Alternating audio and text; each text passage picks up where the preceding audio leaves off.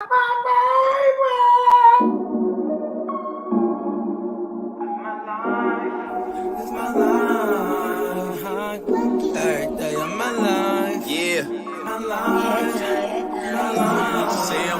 stay high flying through smoke clouds. I knew my worth, that's why I spoke loud.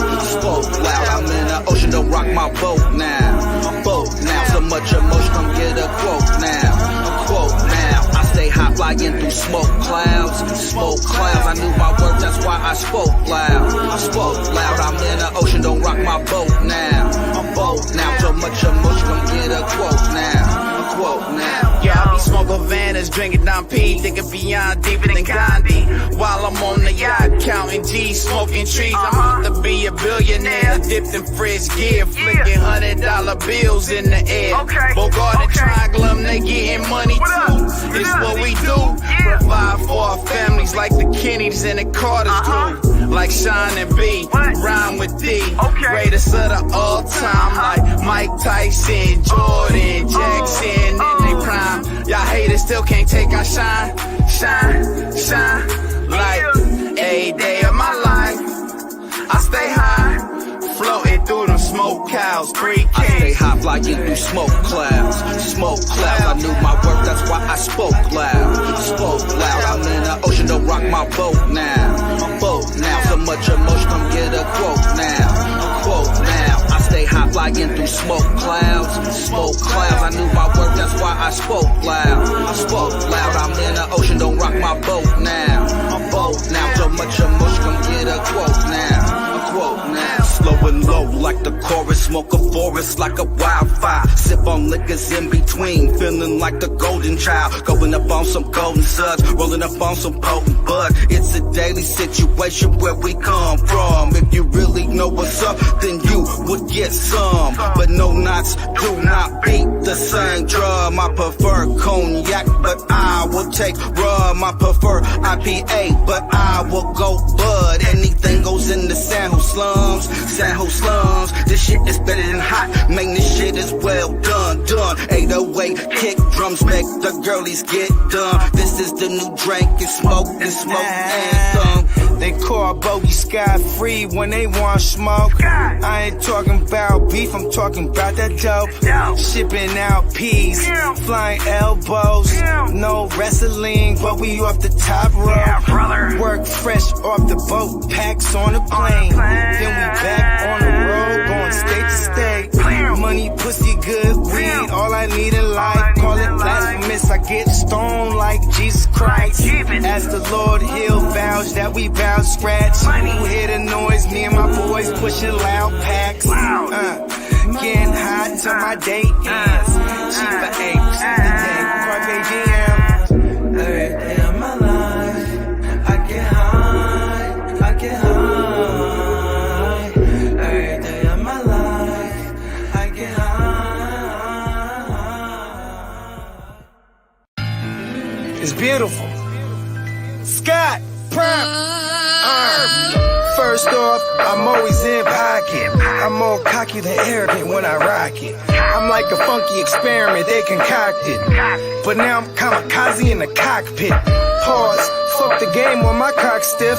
Fuck your side and your main for pillow talking. What part of the game is this? Is no code. I can't believe that it came to this. No hose barred, Bogard Scott free. I brought the block.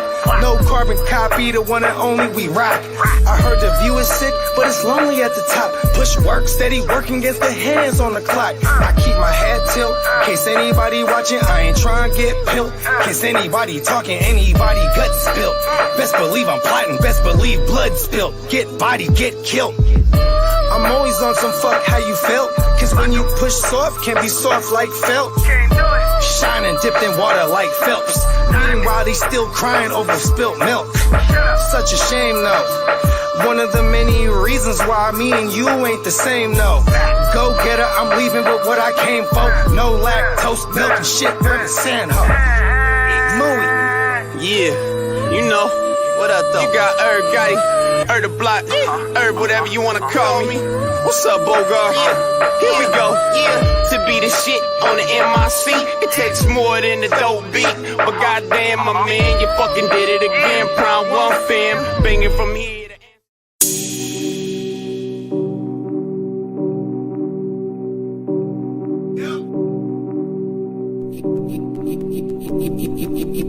Eureka. We make plays every day, yeah. We make plays every day, yeah. We make plays every day, yeah. We make plays every day, yeah. We make plays every day, yeah. We make plays every day, yeah. We make plays every day, yeah. We make plays every day, yeah. Oh, you didn't know? Your ass better call somebody!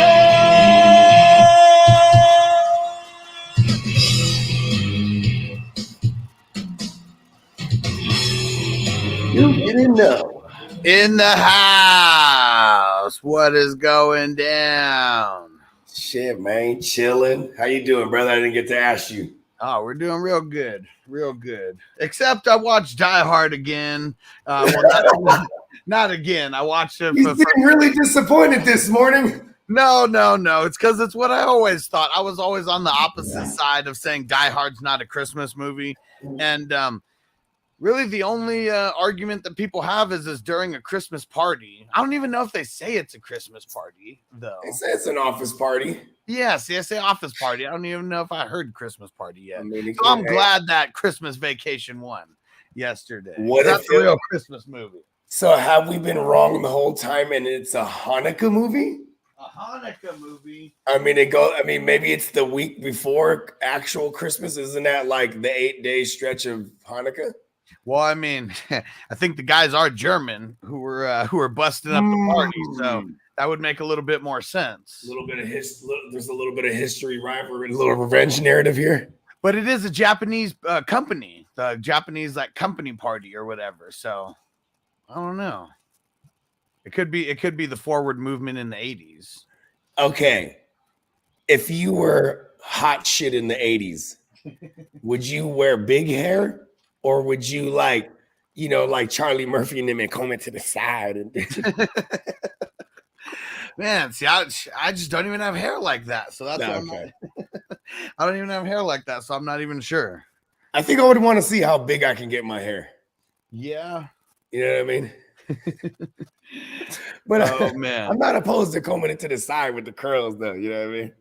M Doggy said, "Hey Huss, how do I resubscribe? I can't figure this shit out." Let me throw the link in the YouTube chat. Shout out to M Doggy. I think that's one of my fellow Sagittarius brothers too, if I remember correctly.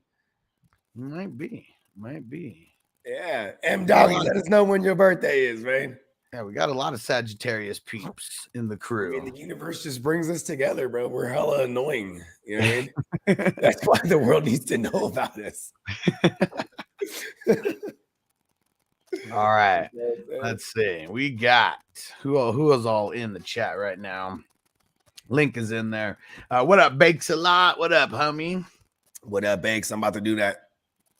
We got Phil in the house. What up, bro? What up? How you feel? Yeah, Joe said pre-gaming. Let's go. Smoke it up. Hell yeah. And Terrell said, I got 5 on it. Hell yeah. Let's smoke that shit up. Well, shit. You match your 5 with mine, bro. You know what I'm saying? We got this good. Derek in the house. What up, bro? Salute to the homie Derek. What up, Derek? All right. Is that, man, was that the island, Derek, or the Jersey? New Jersey. Hey. Derek. Yeah. Forget about it. That's really what we're going to call everyone. We got to call them out by the state or city or whatever, because, man, we got a lot of people with the same names around here.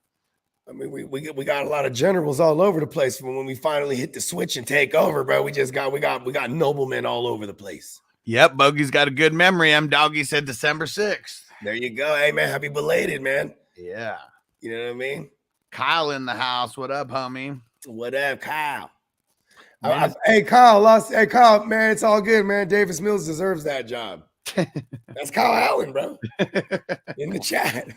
And Minnesota Marty in the house. What up, bro? What up, Minnesota Marty? Why do they got the Vikings as the underdog? Vegas is trying to fuck with us, bro. Who they playing again? Detroit. But I guess at this point, is Detroit a better team?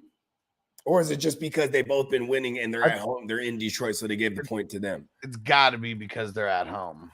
Yeah. Gotta be, because you already know. I mean, it's like you get that 3-point cushion or whatever for being. Yeah, so we give them the one that is respect for the Vikings. Yeah, because if the Vikings were at home, I mean, if it's the same line, it's -2 for the Vikings. Yeah, because they'd be at home. They're giving them -2 now to the Lions. No. I'm saying if the home, yeah, they would favor them more because they would be a -2 instead of like a -3 or whatever. Because they always give the -3 to the home team. So that's what I'm saying. If it was like reversed, because Detroit is that good right now. Yeah, for sure. And how do I say this? Ice Boeing, what up? What up? He said the Bills or the Chiefs. Chiefs. Yeah, I gotta go the Chiefs. Not mad at the Bills either. Like a lot of people are putting a lot of water on Mike White. Well, last year when he played the Bills, he threw 3 picks and blah blah blah. You know what I mean? Like the Bills there's that. The Bills is a tough team, like for the quarterbacks. Like it. Oh yeah. Mike White or not, because he's got to throw the touchdowns. I mean, he threw 369 yards this past week. 69, dudes. He's the 420 crew god. Still was not the best performance because he didn't even get the touchdown, right? All right, fuck it, bruh. No touchdowns, 3 picks with 690 yards passing. Let's fucking go, Mike White, the great white hope himself. Stale Pork Chop in the house. What up, bro? What up, Stale P? And then Ice Boying on Twitch again. We got Brady, Cousins, or Goff. I think you got to say like Ice Boing. You know what I mean? Oh man, this one's tough. I'm not gonna go Brady. It would either be Goff or Cousins in that game. It's Goff. To me, it's Goff slightly. Oh, you know what? We're gonna go Kirk Cousins here because the Vikings have been terrible against the run. They've been giving up like an average of 16 PPR points to opposing running backs. That includes Swift. Our man, the Gotham Knight, right? Last week. And now they got Swift playing them, right? Swift's coming on. He's fully healthy. He's off the injury report. So I'll lean Cousins because Okuda, I think he's going to miss this game, bro. What?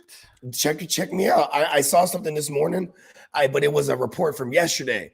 So Shout out to Ice Boying, who just subscribed with Amazon Prime over on Hey, look at that, bro. Ice Boing. So he got in a limited practice. He's gonna go. He's sick. Flu season over there. Man. Now he's gonna get Jefferson sick. Don't breathe on him, motherfucker. Don't breathe on him. Do not breathe on him. All right, let's see. And yeah, Ice Boing said, thanks, guys. Hell yeah. We're going to be here. We're here all the time. So just make sure you're always tapping in on Twitch. We got the schedule up on Twitch. Saturday is probably the only one that's not. We're actually working. We're working on the first ever unlimited, unprecedented forever stream. Well, I'll just be on here, bro. I'm going to be doing my regular life shit. Well, feel free to ask me. I might be taking a dump. And, it's when I do most of my work. We're going to just show everything from here on out. Oh, man. And let's see. Who else we got over here? I know Antonio's up in the house. What up, What up, birthday twin? Uh-oh. Marty said the Vikings got some people sick. But, yeah, Lions are hot right now. I think every team has, like, guys who are missing practice due to illness. It's funny because 2 years ago, ain't nobody was sick unless they had COVID. Yeah. And that's what masks will do. Because Aaron Rodgers pointed this out. He said, man, the 2020 year was funny. And even 2021 was even more funny. But with the difference between this year and those years was that, like, people weren't getting the regular sicknesses because they're all wearing masks. Yeah. Like, if you had COVID, you're completely away from everyone. If you had, like, a flu or whatever, you're wearing a mask. So it extremely depleted the illness numbers, you know what I mean? Well, I guess, like, I mean, you know, a real reason why people weren't getting that sick during COVID, or at least all the time, because motherfuckers remembered to wash their hands because everyone was fucking sick. I can't tell you how many times I go into a bathroom and watch someone not wash their hands and then go out, grab the door, and I just want to like go kick them in the ass. Yeah, and they just finished taking a dump. Or a You know what I piss. mean? So Doesn't they're like, matter, whatever it is. I'm just saying, no, the dump is worse, bro. And like, okay, this is what fucks me up. This is why, like, I was always a kid genius because I would watch shit to learn shit. And I used to love 2020.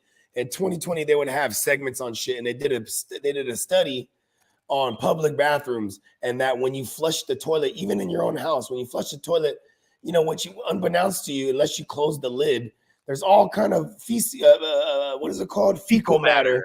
It pops up into the air. Yeah. So everything's just covered in this motherfucker. You know what I mean? Yeah. That's why it's like, that's why it's hella important to actually close the toilet seat when you fucking. And most public bathrooms don't even got that lid. No. And we'll just think about regular people in general. Like how many people, like I've heard about that shit for like years. So like I've been doing that for like the longest time. And I got to even get on Noble. Shut that shit before you fucking flush.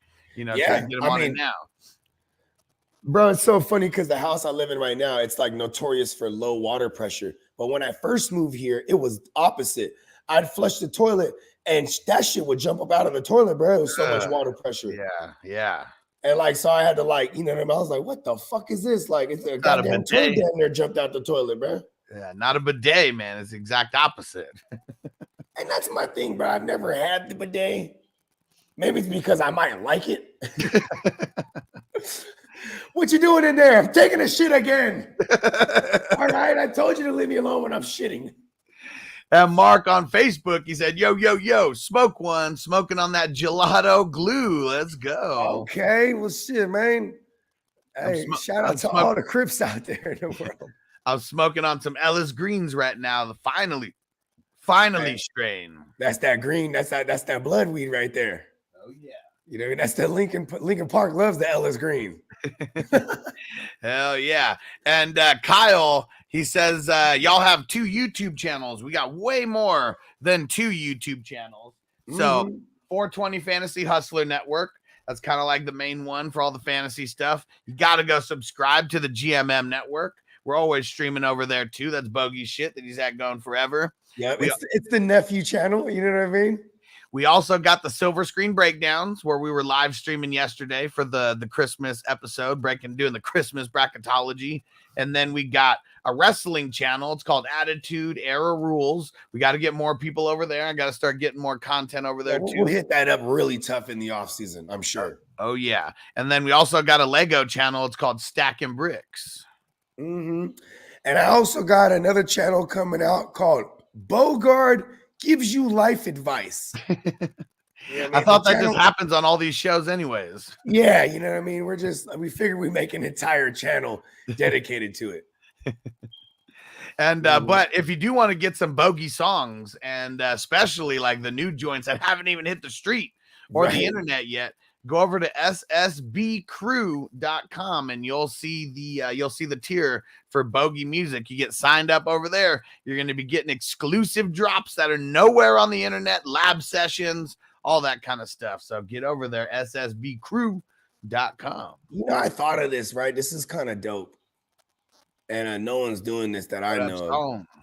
What up, song? Shout out to Yuba City. Hey, look at this. I got the homie, he works at the Improv, right? And you know, they be having the open mic nights. That'd be cool if we had a channel that just like showed these open mic nights. Then I would like talk to comics that are coming up. You know what I mean? I mean, see, it's on us to get all the equipment to be able to just go out, just be able to broadcast. Yeah. Because I know I can get permission to do this. You know what I mean? And if there's a comic that didn't want me to film their set, that's fine. You know what I mean? Yeah. And we just be broadcasting live. If it's someone at the Improv, unless they're like famous as hell, like, and they don't want like their material being leaked on the internet, you know, from a smaller club. Like, come on, man! Like, who the fuck wouldn't want their shit on the internet?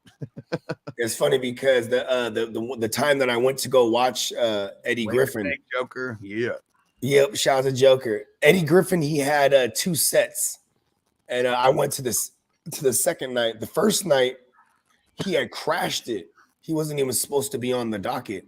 Oh, and shit. it wasn't an open mic night, but it was like amateurs, you know what I mean? That, you know what I mean, with a headliner. Yeah. And he just took over, bro. And you know, you hear the stories about him like taking over and just like, you know, bumping comics. Yeah. And the whole time he was just, this is what my boy told me, because my boy that worked there, he was hella funnier last night when because he just went up there, start freestyling shit. But he just went up there, I am Jesus. And he just like, it was like an hour of him explaining why he's Jesus, but it was hella funny. Oh man, straight savage. And shout out to Derek from the islands who just showed up, and Alex Mark in the house. What up? What it do? And see, there you go. Che said, I'll listen to you fools talk about anything. I dig stand-up for show. I mean, stand-up is just, anyone who says that they don't like stand-ups just either is like probably a sour person in general, or they've never been to a good show. One of the I was gonna say, because my girl, she like I had to get her in. What, you know what got her into stand-up was Joe Coy. Okay, yeah, because like she'll watch a Filipino cat, you know what I mean? Yeah, and then you relate. Like, I try to watch her make her watch Dave Chappelle with me and this, that. But after the Joy Cohen one, now she'll sit through joints. You know what I mean? I'm like, I guess like, you know, I mean, even like when I went to the comedy show the hella time, she'd always opt out. I don't want to go. It's boring. What the fuck, dude? I mean, the best comics are always like the ones who you can like relate to a little bit. Yeah, like when I went to Rogan, I didn't even ask her. Like me and my boy going, like, if you know what I mean, you have to get it to go. You know what I mean? Stale if pork. You don't get it, don't Coy go. is goated. Yeah. Hey, Joe Rogan, he comes out. Hey, everyone's smoking weed, right? Hell yeah. You know, because everyone was burning, right? And then he goes, man, how many of y'all here to see blah blah blah? He's naming all the names, and everyone's going crazy. Then he says, how many of y'all here to see me? Everyone goes nuts. And he goes, ladies, how many of y'all boyfriends brought you here? I was like, and you don't know who the fuck I am, but you know they listen to my podcast. And, bro, everyone went crazy because it's true though. You know what I mean? Yeah.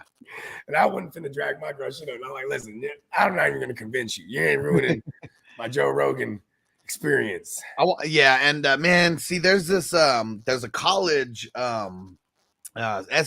They have like not an amphitheater, but an arena, whatever the fuck you call it. What, Irving? Oh no, that UC Irving's in there. No, yeah, SDSU. Yeah. So in San Diego, and I forget what that shit's called. It was called like the Cox Arena for the longest time. They got Cox Cable, you know, the biggest one over there. And man, I swear, everything was just so disorganized over there that I hated fucking going there. And like one year, Joe Rogan, he did a 420 show there. And I was just so pissed at the venue because I knew it was going to be a shit show. But man, I'm still pissed that I didn't get to go see that because Joe Rogan's funny as fuck. Yeah, he is. And after we answer some of these questions, I want to see if I could go find this bit that Joe Rogan had. He was like, imagine if aliens came down to Earth and you had to explain like how Kim Kardashian's like the most popular like woman in America. Oh, I think I've seen that. That shit's so fucking funny. Yeah, they're gonna see her. She got a big old diaper-sized butt. No, it is not that. He was like, but to understand the story of Kim Kardashian, you have to understand O.J. Simpson in football. And that's like this whole thing of like this whole like just thing of super fucking funny. That's funny. All right. Let's see. Okay, I gotta run real quick. Give me 2 minutes. I'll be right back. But here we go. For Joker, you can answer this one. We got Stevenson, Jamal Williams, Rashad White, Jeff Wilson Jr., and Donta Foreman. And it's on the screen if you need to see it. Yeah. I'll be back in like 60 seconds. He needs how many? Pick 2, full PPR. Okay. I'm gonna go Jeff Wilson and Stevenson. Damian Harris, he's probably not going to play. Even if he does, I'm not tripping off of him. You know what I'm saying? Stevenson, not only is he getting the early down work, they don't take him out on third downs. You know, playing 100% of the third downs in that offense is what you want. They throw at the running back a lot. So Stevenson is just, you know, he's been having a nice floor here with his receptions. And they're playing Arizona. This is a winnable game for the Patriots. Arizona's it's not a good team. Maybe they're getting better with the addition of Hollywood now in his third week back. You know what I'm saying? And, you know, with Nuke Hollywood and Robbie Anderson, the string bean, that's not a bad trio. And then maybe that's what could hurt Stevenson this week is they pile up too many points. But then again, Stevenson's game script proof. If they're playing from behind, they'll throw him the ball. And then Jeff Wilson, man, I know he got less touches than Mostert last week, but nobody, I mean, they had a total of like 8 rush attempts as a team against the Niners. Nobody can run against them. And the Chargers are one of the worst run defenses. So I like Jeff Wilson a lot here this week. Also, I mean, man, I like Jeff Wilson being in a bounce back spot here. You know what I mean? I think the Dolphins, I think they smash the Chargers this week, like badly. You know what I mean? I think the Chargers are in this game for fantasy purposes. I love it. But yeah, I think the Dolphins will escape that one, and they'll do it on the back of Wilson and Mostert. Wilson more so.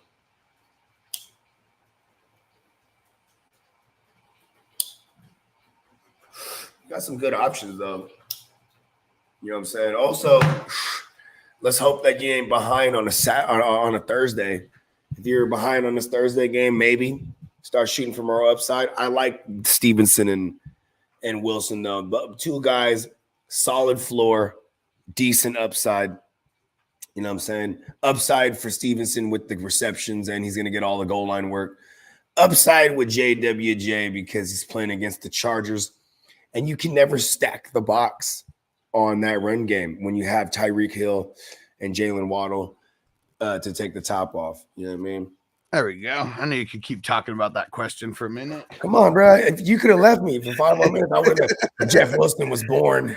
I would have went down there. I would have started talking about his pappy and the origins. And my quick answer would be Stevenson for sure. No way I'm fucking sitting him in this game. And I'm going to go Jeff Wilson Jr. We're going to play the matchup. And it's tough to sit Jamal Williams, but Swift's getting a little bit more work now. Yeah. And like, just live in a world where Jamal don't get the touchdown. Then we're really upset with him. Can you imagine that? I can hear people next week. They're going to be mad as fucking Jamal Williams if he don't score a touchdown. Like, I mean, you know what I mean? You score more than 1 touchdown every single game. I mean, I'm just saying though, right? So imagine how mad as fuck they'll be. And and the Vikings are not the greatest against their run. They've been giving a booty. There's only been 4 games where he hasn't gotten a touchdown in. And did he get yards in those ones? One of them he got 81, another one he got 79, 53, 56. See, I mean, there's only been 1 game where he's gone over 100 yards. And of course, that's versus Seattle, you know. Right? But Swift wasn't even playing that game neither.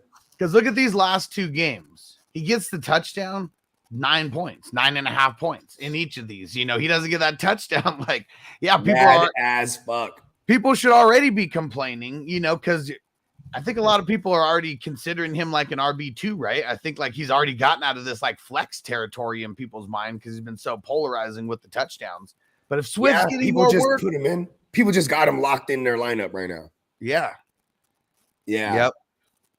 So I'm not I'm not smashing Jamal Williams like right now. I think Jamal Williams if he does well, that hurts the Jared Goff streamers this week. Right. Because Swift is already going to do his thing. Yeah. In my version, right? We just hope it comes through receptions. Yeah. Yeah. We just hope it comes through receptions. Like that's really it. Like either one of those guys get a handful of receptions. I mean, it should keep them as a floor, a nice floor for a flex. Facebook user, make sure you click the link in the description where it says it's like StreamYard.com/something. Then it'll be able to show your name and we can shout you out. And I said, newer to Dynasty, trading Cook for Burns from Carolina and a second. Is that a bad trade? I have which Cook? Yeah, Dalvin you got to or James. Yeah, throw it back in, dude. Because if this is, and if it's, I really don't like it. Actually, either way, I don't like it. I mean, if it's Dalvin Cook, he's a little older. I understand why you would move him. I would still want more than Brian Burns. Yeah, if it's James Cook, I'm probably not doing that still because I think James Cook might have some upside here moving forward. Yeah, being in that offense, being a pass catching back predominantly. But if you need DL help, You know what I'm saying? You And have they- to like tremendously need it though, and be like, and have, because like you could, I mean, because Brian Burns just happens to be one of those guys that like he's been getting the sacks too. You know what I mean? he's dope. I mean, But without the sacks, where you know he's just like every other person you're putting in your DE. Yeah. You know what I mean? And so yeah, it really depends. Throw it in. Which cook are you talking about? But either way, I'm leaning on the side of no on this because I mean the second, I mean. It's probably going to be a lower offensive player. Maybe you get into some premium like IDP players with that second, but you're probably not going to be able to replace. I mean, if it's James Cook, like man, you're giving up a young running back who's like on the brink of like looking like he's going to boom maybe next year. And yeah, even the foreseeable future, not just the foreseeable future, but the immediate. You know what I mean? Yeah, he could be really viable down the stretch. And Stale Pork Chop throwing in that super chat. You the man. He said Chark, Elijah Moore, Parker. It's what he said Trees. I don't know who the fuck Bobby that is. Trees. Oh, Bobby Trees. Okay, yeah, there we go. And then Terrace Marshall. Fuck no. And then Westbrook Ekime. If I'm only picking one, I'm on the Chark side. Like all these other options just suck. Yeah, I'll go for Chark. The secondary options eat more than the number one options. But what this is what's funny is like, will they treat the outside guy like the number one option? Like, you know what I mean? Oh, and I know Patrick Peterson doesn't shadow or anything like that. He's pretty much to one side. He is the best corner they got. Yeah. I think they got Dantzler coming back. Dantzler. Yep. Yeah, they got Dantzler coming back this week. Or I know they activated him. I don't know if he's back. And Stale. So the bigger the super chat, the more characters you get, just an FYI. So the 50 character minimum is probably on it's probably because it was the $2. I'm not sure exactly. Oh, that's how they be doing that. I didn't know that. Yeah. Mm-hmm. So if I want to write somebody an essay, I got to give them like $100. I mean, it depends on how long the essay is, but yeah. Because we've seen some people throw in. I'm going to write 3 stanzas. Because we've seen people throw in a $50 super chat, and you can write a shitload like on that. It almost took up the whole screen. And shout out to Brown Sugars 760. Shout out to Fantasy Ninjas, also on Twitch. Shout out to the crew. Hell yeah. Shout out to Brown Sugar and Fantasy Ninjas. There, you know what I'm saying? I know Sugar just popped up yesterday. I think so, right? For maybe the last couple of days, the first time we've been seeing Sugar around. And shout out to the Ninjas, man. You know what I mean? He's been rocking for a cool minute. Yeah. And Derek from the islands, he said Detroit giving 2. What the fuck? Am I reading that wrong? No. I was just explaining why they're only a -1. Because when you're a home team, usually you get -3, like right off the bat. When you're the favorite. Just for being the home team, no matter what. So what I was saying was if the roles were reversed and the Vikings were at home, they would have been like -2. Either way, it's less than a field goal. Like that's how much this is going to be a barn burner according to Vegas. This shit better be the last 4 meetings. And there we go. Hold on real quick. Fantasy Ninja said weed and football. I'm addicted. We appreciate you. You know what I'm saying? Hey, how we roll. am I. Hold on. Hi. My name is Bogard. Hi, Bogard. Hi. And I'm addicted to weed and football. Oh, man. That's that shit. Hold on. You in here for some marijuana? You ever suck dick for coke? Or what do you think?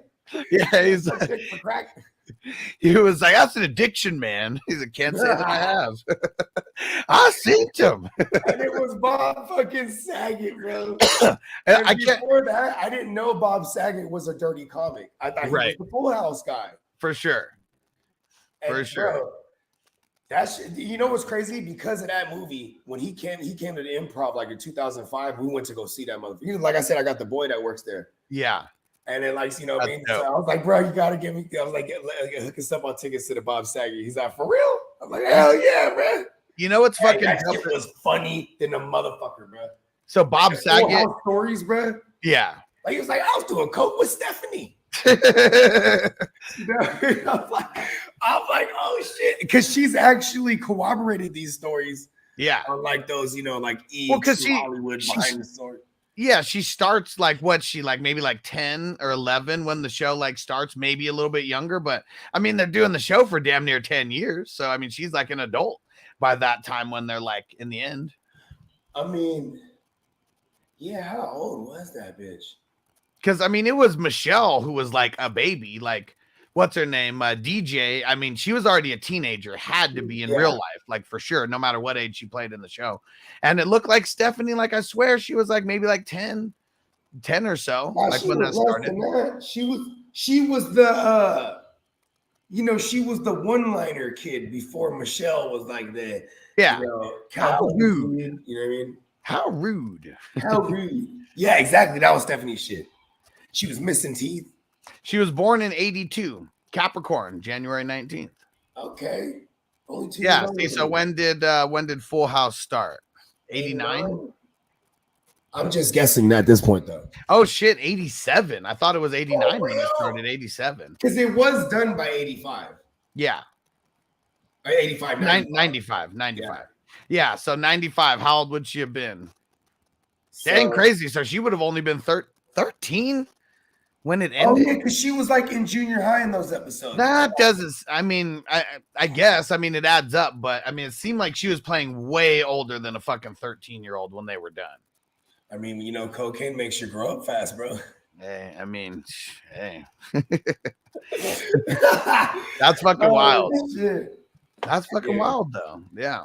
He was when he had a bit about how rich. What up, Jake? He's like, they just forgot about their good old dad. He's like, because they're worth billions. Or they're worth like their net worth was like $1 billion at one point, right? Probably. I mean, they had like a production company. Yeah, they were doing all those crazy ass movies. And they're just putting out the twin movies. All that straight to video, stuff like, oh yeah, selling hella units, nigga. Yeah. Oh yeah, losing the wrong business. Hey, shout out to those parents that were just not afraid to exploit their children. It's fucked up, huh? Hey, but the Michelles, they were smart. They cut their parents off real quick. Hell yeah, that's how it goes. They are lawyers. Yep. All right, let's see if this works. So I set up this text service thing. It finally got reviewed. I got to learn it, but looks like it's about to be sent out. So let's see if some people get it, even though we're already live.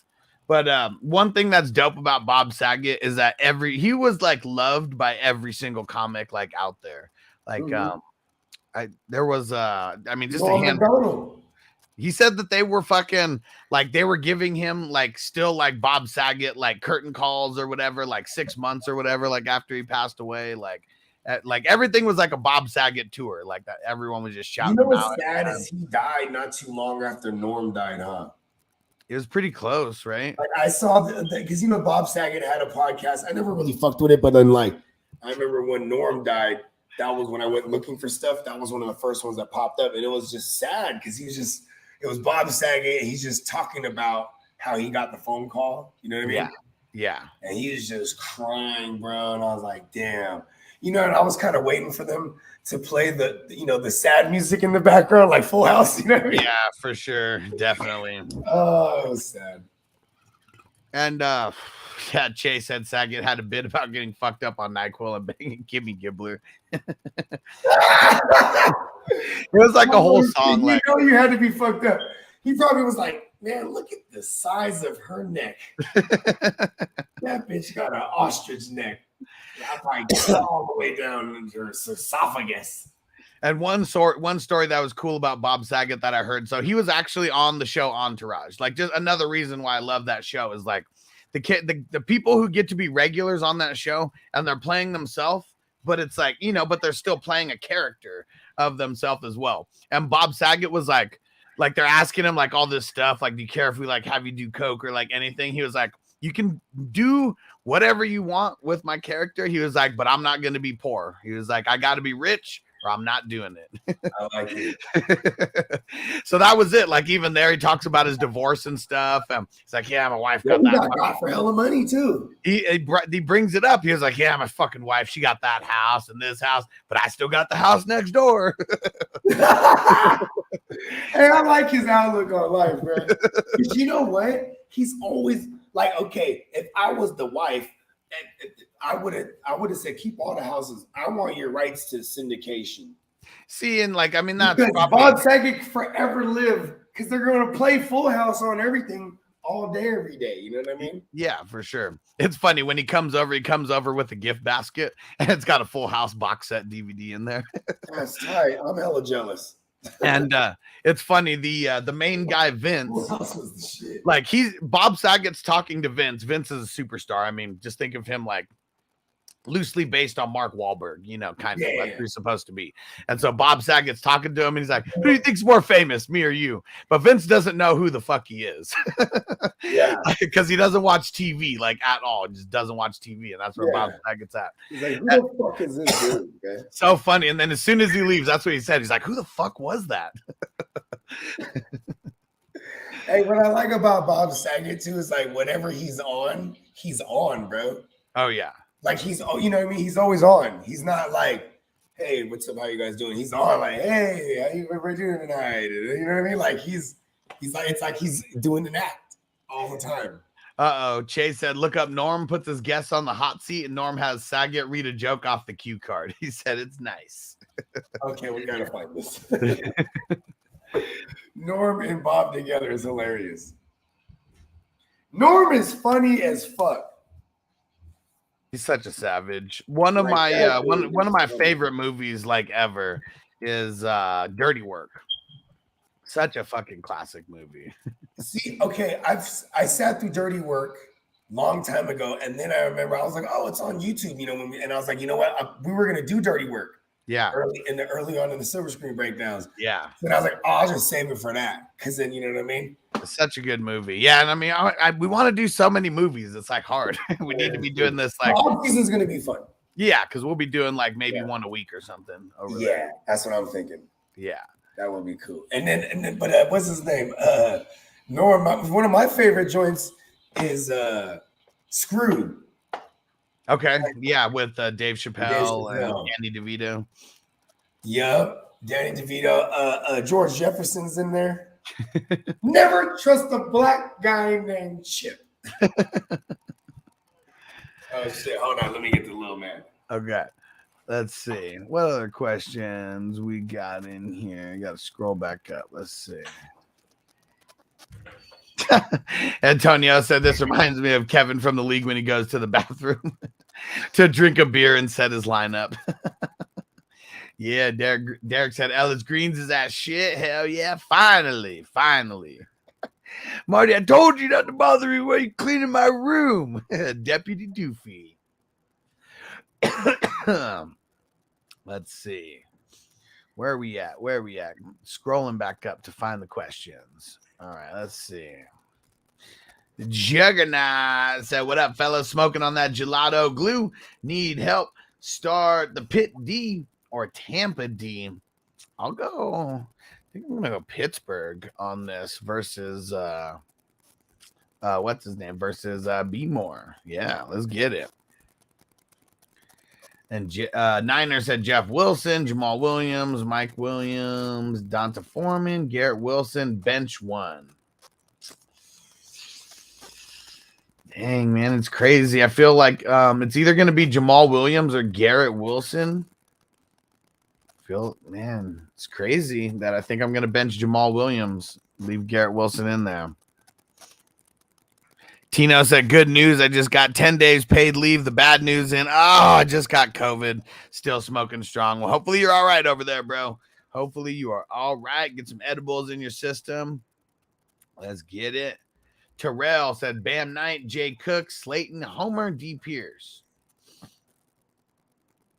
This one's kind of tough. I think I'm leaning between Cooks and Knight, and I'm probably leaning Cooks slightly right now. And Jay Phil says, why are we benching Jamal Williams? Isn't he a TD lock? No, he's not a TD lock. And even the last 2 weeks, I mean, he got a TD. He only scores 9 points. Like that's the reason why he is not a lock right now. Swift has just been doing way better. And I'm not saying bench Jamal Williams. This is like a case-by-case basis. Like he's usually at least going to be a flex for most people's lineups. And Chase said Fournette, Corey Davis, P. Ryan. Definitely not going to be P. Ryan. This is ugly. I'm probably just still going to lean Fournette, but we got to be paying attention to this. I mean, he got 6 receptions last week, so the target floor, it should be pretty high. Let's see.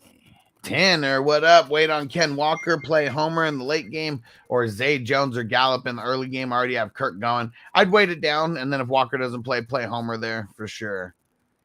On it. David in the house. What up, bro? He said Jeff Wilson Jr., Jerry Jeudy, Rashad White. Standard, pick one. If it's standard, I'm going to go Jeff Wilson then. Let's get it. Yep. With the JWJ right there. And don't play standard anymore. Yeah. It's way more funner when you're playing EPR. Definitely. And let's see here. Who else we got? Stale, PPR Flex, Chark or Elijah Moore? Chark, not even close for me. Yeah, Chark. And he said best available in the pool or Parker, Bobby Tree. Oh, okay, that was his the other question. Yeah. Chark. I'm okay with Parker if he wasn't playing Arizona. I mean, it's just Jacoby Myers is banged up, and you can actually get some concentrated market share. But they just take away number ones. Yeah. For what that's worth, right? He's the number one on New England. Hey, there we go. The text message finally came through. Now we know we just got to do it like 30 minutes before or 10 minutes before a start time. Yeah. Uh-oh. Stupid link's not working. All right. Either way. Now we know. Had to get that first one out. And if you would like to receive text message updates, today was the first one that I did, so it didn't really work out the best. But if you do want to sign up for text updates of when we're going live, things going on with these tournaments and leagues, all that stuff, the link, I just put it in the chat. Just make sure you click it. Put in your email and your phone number, because I'm really gonna work on getting a newsletter going. I mean, there's just so many things to do. I just need a full team, and then we'll be able to do all this shit way easier. One day we're gonna get there. Or we could clone ourselves like Multiplicity. I don't want to do the clone though, because man, they just get dumber and dumber the more that we. How do you know I'm not a clone of me? I know, we're gonna get a clone doing fucking. How many times you get the dumbass bogey, and the other times you get the genius version? It's always when mushrooms are in the mix. That's when we get it. I mean, you thought that was different. You thought that was different me's, right? Every time I'm going in the Matrix. You know what I mean? That's back out with a different hat. It's a clone. But yeah, man, I'm gonna be doing that because we're gonna want the clone to be giving start and sit advice, and then it's gonna be just as bad as these other fucks that we have. This question is for the clone.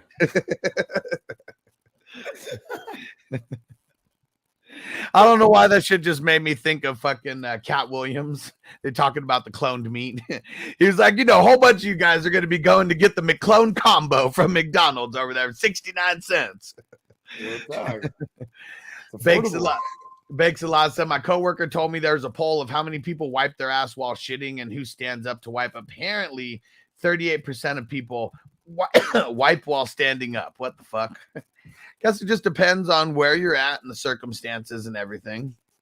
I mean, shit, bro, that's crazy. You know what's crazy over here in my household? I'm notorious for messing up the toilet seats on one side because I'm always leaning like that to wipe. You know what I mean?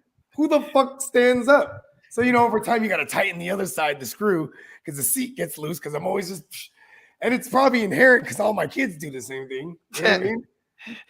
I'm just saying, like, who stands up to wipe? I guess if you're in a public bathroom and they don't got those papers there, right? You know what I'm saying? Maybe you're kind of hovering over the seat and you're dropping some bombs. Otherwise, and then even that's dangerous. You got to worry about that water splashing back up on your ass. You know what I mean? And Niner said, stand-up wipes, you got angles, depends on how serious the situation is. Okay, look at this. I have been a regular on the Icon show. You know what I mean? It sucks now because now he does Wednesday nights instead of Tuesdays. So it's like, man, just because we do Playmakers, you know what I mean? But, he debates these types of things. And we had an episode about bathroom etiquette, right? Yeah. Just all the things that, he's a Sagittarius. So he had, he had it down packed, all the questions. Like, when you brush your teeth, where do you brush your teeth? And then Philip thought it was preposterous. Like, what the fuck, Gemmo? You know what I mean? Where do I brush my teeth? In the sink. And then he goes, I brush mine in the shower. And I'm like, me too. You know what I mean? I have electrical one. I just have it in the shower. I don't know. I'm like that. I wake up, take a shower. Marty said I stood up to wipe until middle school. My friends found out and they still clown me to this day. I didn't know.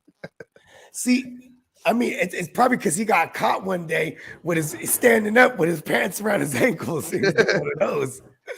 No, okay. Here's the debate that we had though, going back to the Gemmo show, was when you wipe your ass, do you take the toilet paper, fold it over, or do you wad it up? And I mean, it's got to be. You know what I mean? It's got to be a fold. And as I've gotten older, I mean, it has to be a fold because that's how you conserve too. And as I've gotten older, I've realized baby wipes are essential to life. Yeah, it's crazy just dry rubbing your ass though too. I mean, look at the baby wipes. Here's the thing, right? I probably done fucked up several septic tanks in my time.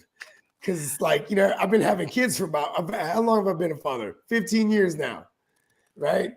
And so I discovered the beauty of baby wipes a long time ago. You know what I mean? Yeah. Even if that's just how you top it off. Yeah. Right? Yeah. You just top it off. Wow, baby wipe in the end. You're like, I'm fresh than a motherfucker. You know what I mean? Yeah, because if you're not using baby wipes, I bet you will not go in there and just feel what's in your ass. You'll be embarrassed. All these things that Gemmo had brought up for us to debate on, like, he took them to Twitter prior, you know what I mean? Yeah. So he would have like, here's the Twitter results, you know what I mean? Right. And it was like overwhelmingly in favor of people wadding up the toilet paper. What do you mean, like crumpling it? Yeah, like they take like a ball and then wipe their ass. Yeah. I don't know. That's crazy to me. Yeah. And I think that's just a little kid thing, I would assume. And that, that man, you clogging toilets like that, you know what I mean? Yeah, for sure. It's all bad. Yeah. And Che, he said, do I roll out Dak over Brady this week? Yeah.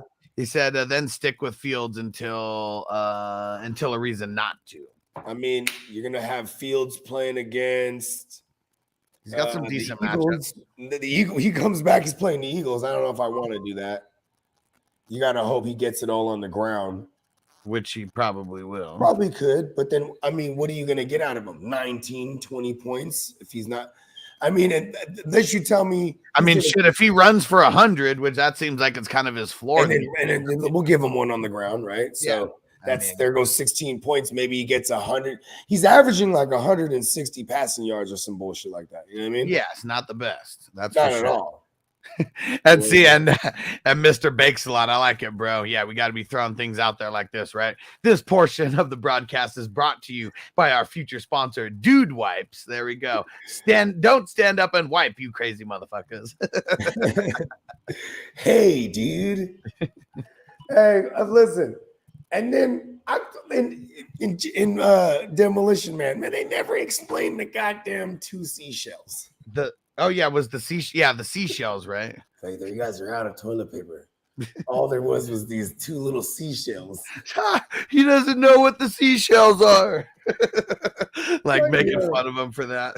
I know, right? Like, he's like a Neanderthal man to them. How long in the future was that supposed to be? It wasn't even supposed to be that long. It was like 15 or 20 years. Yeah, something like that. And the world then went to shit. Don't even have fucking toilet paper. You got seashells in that motherfucker. And they're just programming people. It's kind of like how it is now. Yeah. Oh man, let's see. Where did we leave off at? Celebrity presidents. Yeah. They were on it. Ooh. Rondell Moore and Byron Murphy are out versus the Patriots. All right. Going back to Stale P, I'll rock with Parker. Mm-hmm. Why not then? Give me but it didn't say anywhere there that Jacoby's out. So no. Maybe that hurts Parker actually. Yeah, I really don't like Devontae Parker anymore. I don't really like Jacoby either. Yeah. I just like Stevenson. Yeah, like just give it to him. Man, I was mad. See, okay, look in the 7. This morning, Lee's like, hey, Huss, there's a fucking trade in League 7. I go, what? I go, look, and it's fucking Stevenson. And I'm mad because I've been trying to get Stevenson from Crispy. And then Crispy goes, fuck that. And he puts him on the block. And I'm like, now someone's going to get him. Because he has my offers prior as a baseline, right? Yeah. Yeah, and he got a better offer than I was sending him.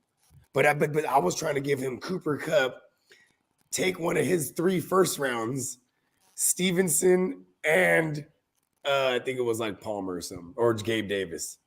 Yeah. Yeah, that was too much apparently.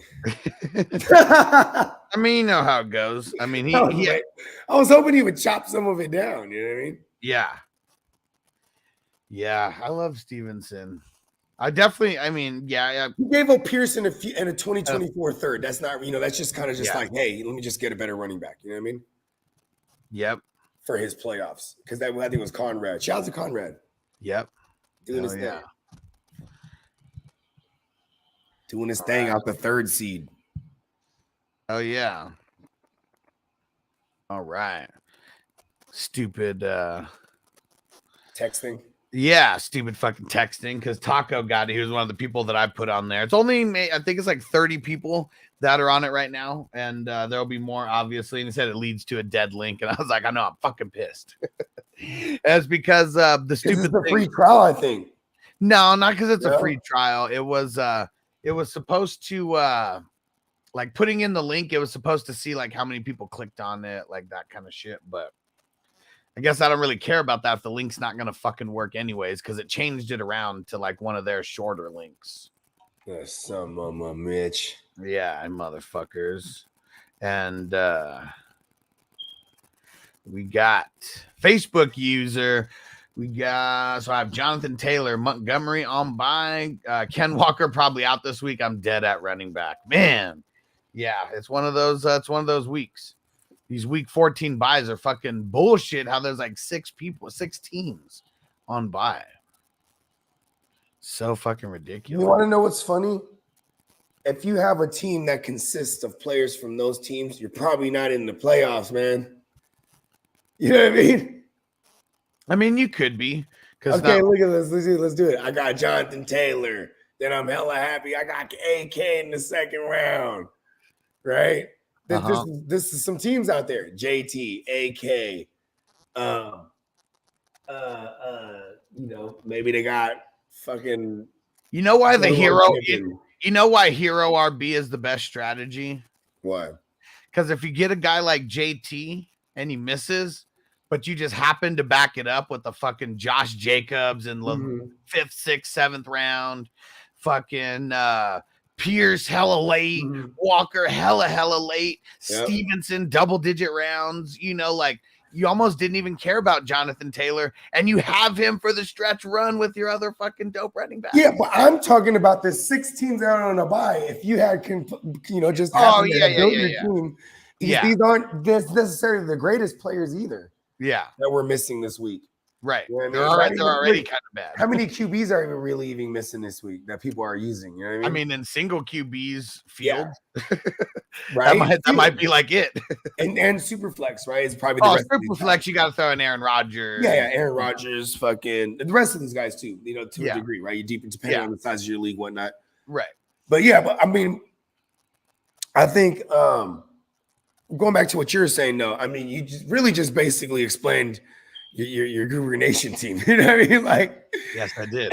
You were able to get you're able to wait on on these later running backs, and as long as you diagnose them correctly, you know what I'm saying.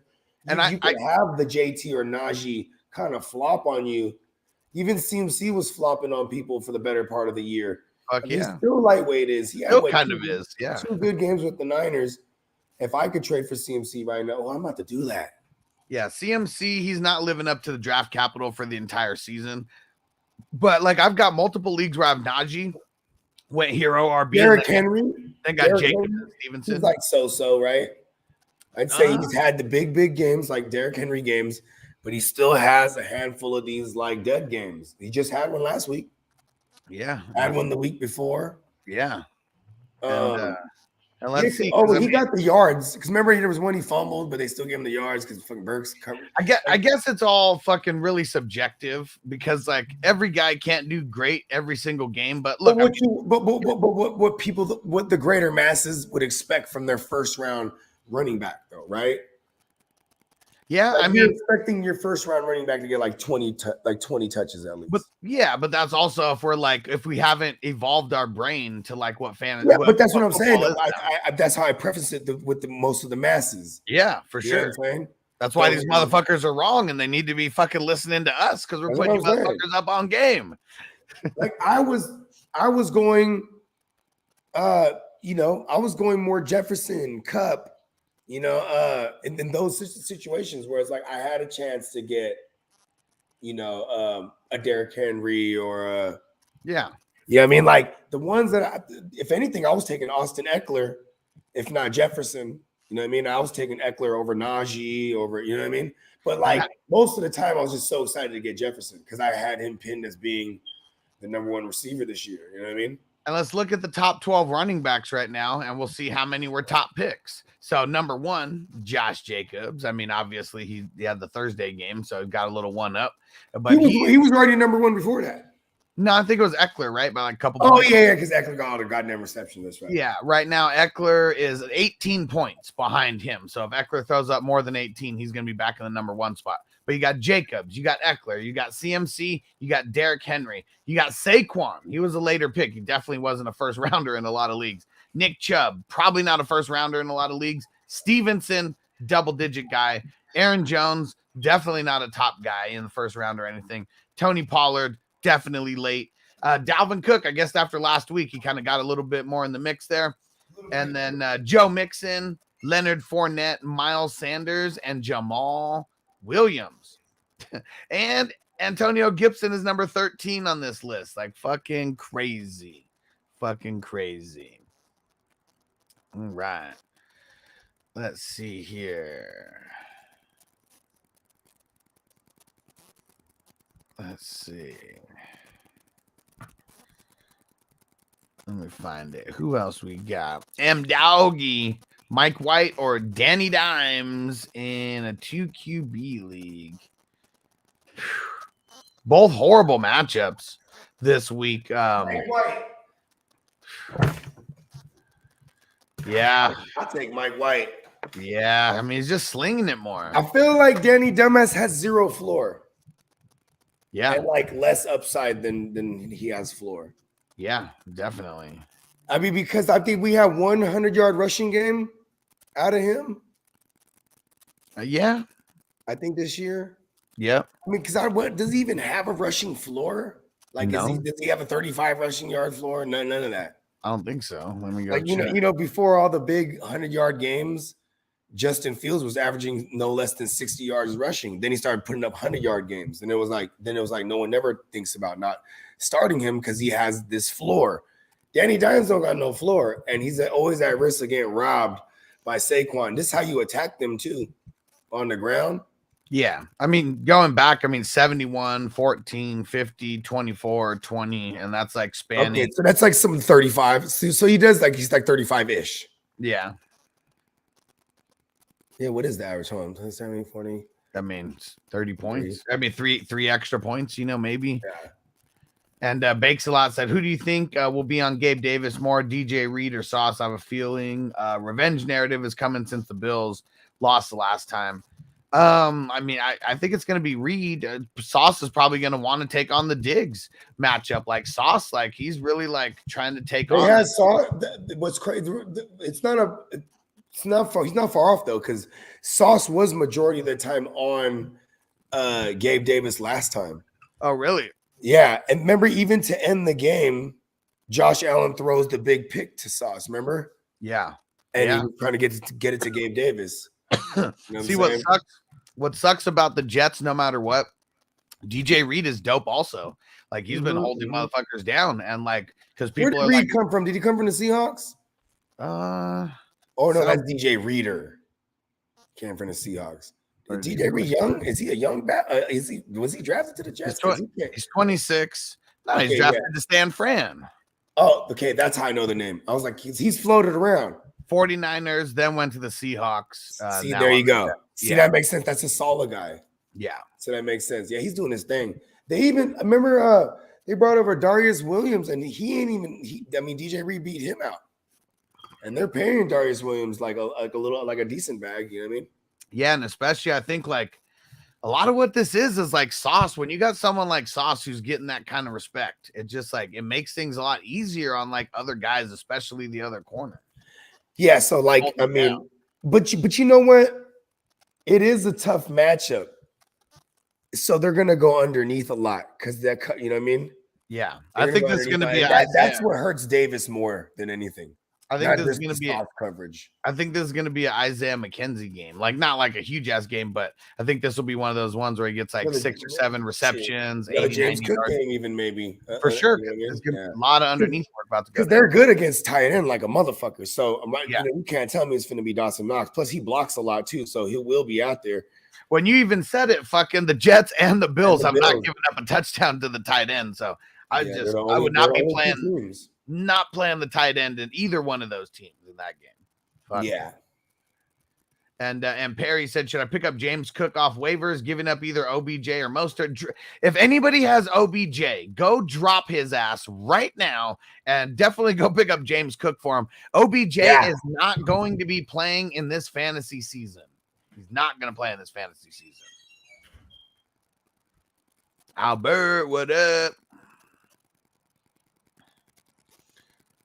Let's see who else we got. We already shouted out Jake. What up, homie? Adil, what up? Who should I drop between Treylon Burks, Cooks to pick up James Cook? Cooks. Brandon Cooks, right? Yeah, drop him. Chase said, oh my God, you should do Santa Sleigh. I watch it every year. Goldberg is Santa Claus. What? He immediately kills Fran Dresser. Oh my gosh. Hilarious. The Don in the house. What up, bro? And dope picture, by the way. Got Mike Tyson in there. You know that we fucks with Tyson, right? We got the we're always repping the Tyson 2.0. Hell yeah. Let me see. Can't get it there. There we go. Always repping the Tyson 2.0. Fuck yeah. And I said, what's good? G's need help. PPR. Pick 2, Damian Pierce, Rashad White, DJ Moore, Singletary. Appreciate it, brothers. Hell yeah. Rashad White and DJ Moore. Let's get it. And Cap said Spaceballs, bro, when they're coming to the desert and the dude with the cum pics says I ain't find shit. Oh man. What movie is that? I know that. Spaceballs? Yeah. I haven't seen that movie in fucking forever. Hell long. Yeah. Classic though. And Antonio said McKinnon, Pierce, Knight, Pooper Scooper, or Foreskin. Knight. Yeah, I'm on that. Let's see. Jake said if Walker plays, he's still something to consider benching. Dude, I don't know how many reps he will get. I don't think he plays. I really don't. Yeah, I don't think he plays. He's a youngster. He's a rookie. He hasn't warranted being a guy that could be like, all right, we're going to rest you all week and you won't practice at all, but you're playing. You know what I mean? Yeah. That's reserved for guys like Derrick Henry. Yeah. Guys like, Joe Mixon. You know what I mean? Like these are players that we've seen. They won't practice all week nursing something and then they'll get in the game. Yeah, that's not Walker. So Tino got, he said he got 10 days off for COVID. And he said, I don't even feel sick. They told me yesterday that someone at work tested positive. He said, I'm starting to think I'm the dude that got that got that guy COVID. He said, because I don't wear a mask anywhere. Yeah. Well, you know what? First of all, I commend your bravery, barefacing the world. You know what I'm saying? Because I'm a mask wearing motherfucker. I remember when I got to Vegas and I linked up with all them, started throwing shrooms in the tank. I was like, all right, we're doing this. Hello, world. I'm back. I remember when we were in the fucking elevator. I was like, oh no. Remember, it was like this group of dudes. They're like, is this thing full? Oh no. Boom. Like they all just kind of like, I'm doing one of these. And one of the guys is looking at me like, I ain't sick. I'm like, I don't fucking just stop talking. Stop projectiling in the air. You know what I'm saying? And Cap said, I don't know, man. I trust your mom more in the red zone than I trust Swift, than I do Swift. I don't trust Swift. I mean, I guess the red zone almost doesn't even matter, but over the last 2 weeks, he's outperformed Jamal Williams. Like, I mean, that's really what it is. But and also, too, is that's what caps Jamal Williams in that sense, is that they're going to give it to him only in the red zone predominantly. Yeah. You know what I mean? Yeah. So between the 20s, all that work and the passing work and the third downs, that's been going to Swift. And when you're between the 20s, what do you got to do to score? You got to score a big one. Yeah. You know what I mean? So that's why Swift, you know what I mean? That's why he has that big playability, all that shit. Like Swift usually gets him down there and then Jamal punches it in. You know what I mean? Yeah. But like if Swift just like takes it out from like the 20 or something, or gets a couple greasy receptions, 5 or the 30, you know what I mean? Yeah. Yeah. Vikings suck too. Yeah. And Fantasy Ninjas said Mike Williams and Otto start this week. I mean, this week, yeah. I mean, he got the two full goes on Thursday and Friday. He said, should I start Foreman, DJ Moore, DVP? Who's DVP? Or Tyler Boyd or Mike Williams? I was gonna say maybe he meant to put DPJ. Yeah, but then DVP, but the letters on in correlation to where they're positioned. Okay, yeah, okay. Donovan Peoples-Jones, it is. Okay. Yeah. And no, I don't think I'd start any of those guys over Mike Williams. Maybe Foreman. I mean, that's potentially the only one. Soft ass matchup. Yeah, Foreman got the soft matchup. That's like a solid floor. But also, if you run the risk of the game script getting away, and then like, you know what I'm saying? Because it will be Chuba that they've utilized on those on third down passing downs and stuff like that. You know what I mean? But like, I don't know if Seattle can really run away with shit anymore. It seems like they're slowing a little bit. And there's going to be no Carolina's defense is better than Seattle's defense. So, you know what I mean? Yeah. And no Ken Walker. If we really think there's going to be no Ken Walker, like that's a little bit of a downgrade. Also, this is the reason I was hesitant to answer the question, because I love Mike Williams too much. You know what I mean? Yeah. Yeah. So I don't want to fail. Like everywhere I got Mike Williams, I'm firing him up. Yeah. Yeah. This should be a shootout of a game. Like that's what we're really projecting in this. Yeah, exactly. I think that's the highest point total on the week. It's like over under. The Vikings is like 53 points or something like that. Yeah. Yeah. I'm going to be on real soon. I'll have, I got to set up my BetMGM account because I didn't realize that MGM is one of the ones where you have to set up your shit through the app, and then you have to like go down there and verify your shit. But once you get verified, then you're good. You're good for the online through the app. Yeah. I was going to say that because you know how you're like, I got to go to the kiosks and stuff like that. Yeah. With those online ones over there, because I know Caesar's got one out there. Yeah. You know what I mean? They have all these, yeah, and then you'll be able to go to any of these books. You know what I'm saying? And then where they have like Harris and all that stuff, and Caesars, they got them everywhere. You know what I mean? Yeah. They're gonna a lot of the new arenas that they're building, they're putting these in there too. Yeah. Yeah, like I guess Arizona, they added one over there. They have like a DraftKings one. Yeah. Or a FanDuel or whatever. One of them. You know what I mean? Yeah. Yeah, and then there's like, you know, some other like the Saints joint got the Caesars shit in there. You know what I mean? Yeah. Yeah. Yeah, I guess we got to see, because I could do Caesars or MGM, I guess. But which one of them is going to give us money? Right? Because that's the exact opposite, you know, of what they're Man, like. they both got money, man. I know. Make them Just bid pay us against each other. just pay us $1 million. We'll talk about it and use it all the time. I want $1 million, and I want one of them rare penguins, and I want a lioness. MGM. You ever went up in there and looked around in there? It's been a while, but yeah, I mean, they got an MGM. They got the big gold lion and shit. Yeah. Mm-hmm. Don't. I still have. It's funny because I went to MGM like years ago, and I still They got the penguin things in there too, still, right? Well, I mean, it's been a long ass time, but I have this. Look, this chip, this Mayweather versus Mosley right here. Because I went there during a time when it was like the Floyd Mayweather fight. So it's a $25 chip, and I was about to go cash it in one day. And I was like, let me go look on eBay and see if it's worth anything. It's worth like $100. So I think I'm just going to keep holding on to it for a while, see if it keeps going up. Because like everybody loves fucking Floyd Mayweather. Or you hate him. Or you hate him. Or yeah, but see, like either way you have an opinion about him, and that means shit like that'll just keep going up. I wonder when his birthday is. He strikes me like either a Sag or a Taurus. Let's see. February 24th. Okay, so he is a Pisces. Okay. And Pisces, they're known for doing anything for money. I mean, hey. Do anything for money. Andre, shout out to Andre Nicotina. And Tino said, let me fight you, Floyd. I didn't even want to fight him. I just want him to give me some money. I'm like, listen, you got a lot of it. Yeah, like who would want to fight Floyd though? Like, I mean, you're not gonna catch him. Like, that's the thing. You better be coming with a 2x4 or something to like trip his ass up. Just pull the strap out like it's fucking last Boy Scout in the ring. Oh, you thought we were about to do it with fists? Oh, you brought fists to a gunfight. I'll show you a real lethal weapon. He starts dodging the bullets.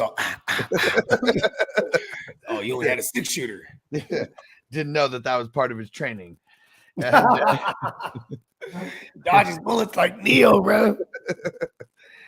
Jeff said, would you drop Palmer for J.K. Dobbins? Hell no. No. And they said my receivers are Amon-Ra, Waddle, Hollywood, Judy, Pickens. My RBs are Saquon, Eckler, Patterson, Rashad White. Yeah, J.K. Dobbins isn't. I would drop Patterson for J.K. if I really believe that. Because look at this. I probably never even play J.K., but like probably never play Patterson either with Saquon and Eckler, right? And like I like the rest of the season outlook schedule wise for the Baltimore Ravens. Like, I mean, if JK can come back and be the only guy, like, because look at Gus, he's a plotter. But then also too, you run the risk that just like JK is just dead. You know what I mean? It's just that for real that year after the ACL, and you just never touch those guys. But because of the schedule, you know what I mean? I'd consider it. And Cap for Life said I had Swift a couple seasons ago. He was very inconsistent down the stretch run. He's so inconsistent that I told everybody who watches this show that you better not draft Swift. But here I am. We still got to answer Swift questions, though. Yeah. I mean, from the two of us, I'm the only one that would fuck with Swift, and it was because he would come at a value, quote unquote. And so much of a value. I have one Swift share. That's what I was gonna say. It's so much of a value that you're only able to get them in one league because it's higher than what you wanted them at. Yeah, people was pulling them up. Yeah, for sure. Yeah, I'm not doing that. You know what I mean? And shout out to David. He said, I tried to get my boys to change over to PPR, but they refuse. Maybe if I win it all this year, I'll ask to change it. Well, what you got to do, because like you got to lobby, man. Well, your home leagues they're not going to change. Like, I mean, that's just what it is. Like, I mean, it's so hard to get home leagues. You know what you do? You start another league on the side with the same exact people. And if there's 2-3 people that don't want to cross over, go find some other people. Maybe they got people. They got cousins, brothers, homies from work, whatever. Bring them in. You just got to find other leagues. Like, that's what it is. Because, like, I was done trying to lobby. Like, I mean, the leagues where I was commissioner, I just told people how it was. And I told them, like, next year, this is changing. And I'd tell them, like, a year in advance. You know, like, because I already knew things that needed to be changed, but we're not going to change things mid-season. But like the IDP scoring, when we tweaked a little bit of the IDP scoring, you know, here and there. And when I knew that we were going to change it from a 2 QB to a super flex and like all this kind of stuff, I always told people a year in advance. But yeah, Come get into leagues with us, though. Just join the crew at 420crew.org. We got playoff leagues that are starting here in a handful of weeks, and you don't want to miss out. And Tino said PPR isn't too essential, but IDP is a must. I think both are a must, but I can dig it. Yeah, I mean, like I remember when I first created my keeper league, you know what I'm saying? I made it half-point PPR because it was hard to get these standard thinking motherfuckers to put that much money on this shit. You know what I mean? Yeah. So that was like a happy medium. And then like I put first down, I put half points for first downs. Oh shit. That helped tremendously because now it's like you could start a plotter running back that's never going to catch the ball. You know what I mean? Right. Because if he gets that first down, you know what I mean? That's just, you know what I mean? Like Yeah. these things add up. Then after a year, I was like, man, fuck that. We're making it full point PPR with all the half point first downs and all that. You know what I mean? Yep. It just made it better. Like, why don't people I like seeing, 200-point matchups. Well, and really what it is, I mean, let's just call it what it is. The fantasy footballers, all they fucking talk about is half-point PPR. You already know that the ESPN... That's some like half-cock shit. I don't tell the bitches I'm going to give you half the cock. You know what I mean? I mean, a lot of people... What is this half-cock shit? Ever since I've been listening to the footballers, even when I did, I never paid attention. Like, I never, the half PPR or whatever, just took it with a grain of salt. I mean, it's still the most popular way to play, but it's just because people are they're a little bit too scared to get outside their comfort zone. They're just not comfortable yet. But that's why you got to get into some of these hustler leagues. Like, you'll get out of your comfort zone real quick, and we make it hella easy for you guys too, because we actually put out content to help you understand who you should draft, stuff like that, or where you should draft them, all that kind of stuff. Because I want to beat you at your best, and not you, Bogey. Everyone who's listening, I don't want to beat you. Oh, I thought you were just talking to me. Like some of these sucker motherfuckers out there. We're not even going to mention their names. They create all these crazy ass leagues and don't even tell people the rules and all this kind of shit. Like, and not even for real money. Or to be like, oh, it's for it's for charity. Yeah, show me the fucking ticket after you submit that after you donate that money, motherfucker. Right. These the charity scams. I got my money back though, because he knows I got a loud voice. You don't want to swindle me. Yep. And see, and he definitely didn't send any money of that to charity, or he would have said that he already sent it to the charity, right? I know, right? Like, it's not like we're waiting on some type of winner's choice. Yeah. You know what I'm saying? Because it's for one specific one. I don't know. I mean, sometimes people just don't work and need money, so they just go and fucking find poor saps to give them money under the pretense that it's for charity. And then what's funny? Most of those people in their own mind, they go, well, shit, I'm a charity. Yeah. Like, damn, you entitled lazy fuck. You know what I mean? Go out there and get it for real. Yeah. And you know who you are out there. Yeah, motherfuckers. You You definitely motherfuckers, know you. who you fucking are. And then there's the sophisticated ones that hit people for like 100 bands. Props to them. Some motherfuckers, man. I still can't believe that. Yeah. And nobody talked about that, really. It was talked about for 2 seconds. And it's because all these motherfuckers were too scared to say that they got ripped off by the this. Fools that got them were white too. Yep.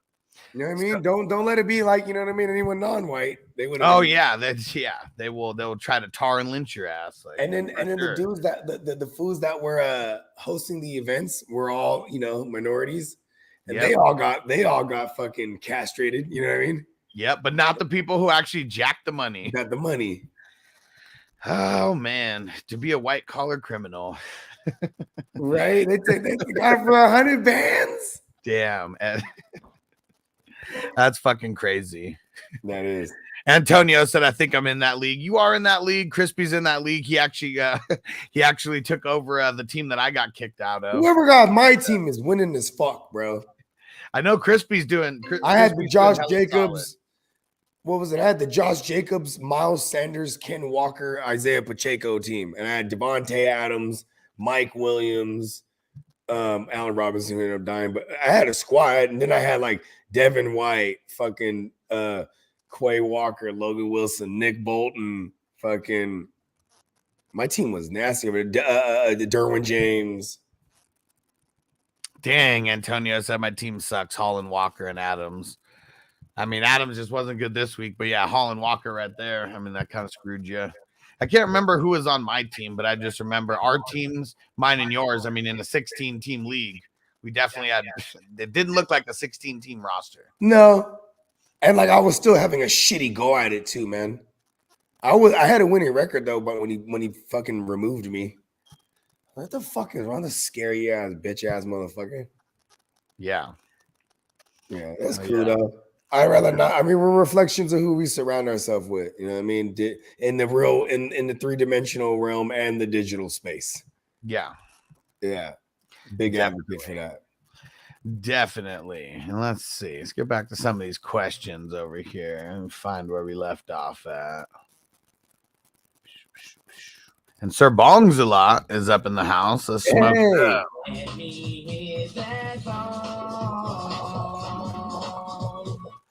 And let's see. I still can't believe Tim Burton did the Pee Wee Herman shit. Because again, this is why I thought of it. Because remember when Pee Wee Herman wakes up, all these fucking instruments start going up, the little machine, and he starts making his breakfast and shit. Yeah, that's how I envision Sir Bongs when he wakes up. It's just like this fucking bong pops out of nowhere on the side. He just hits the bong. Unless he's got someone in the house who wakes him up, like in How High. Do hush. Do hush, bitch.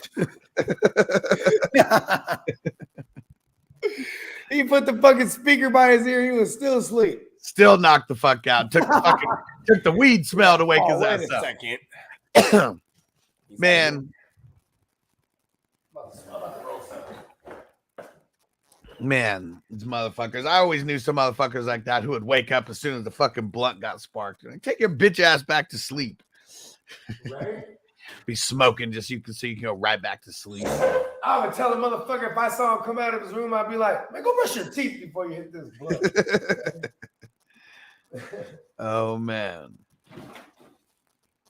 Let's see.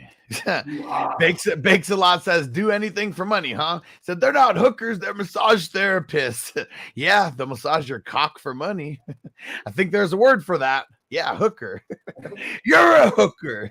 What's that? Is that Grandma's boy? Grandma's boy, and it's so funny because it's Kevin Nash who's the one who's delivering that line.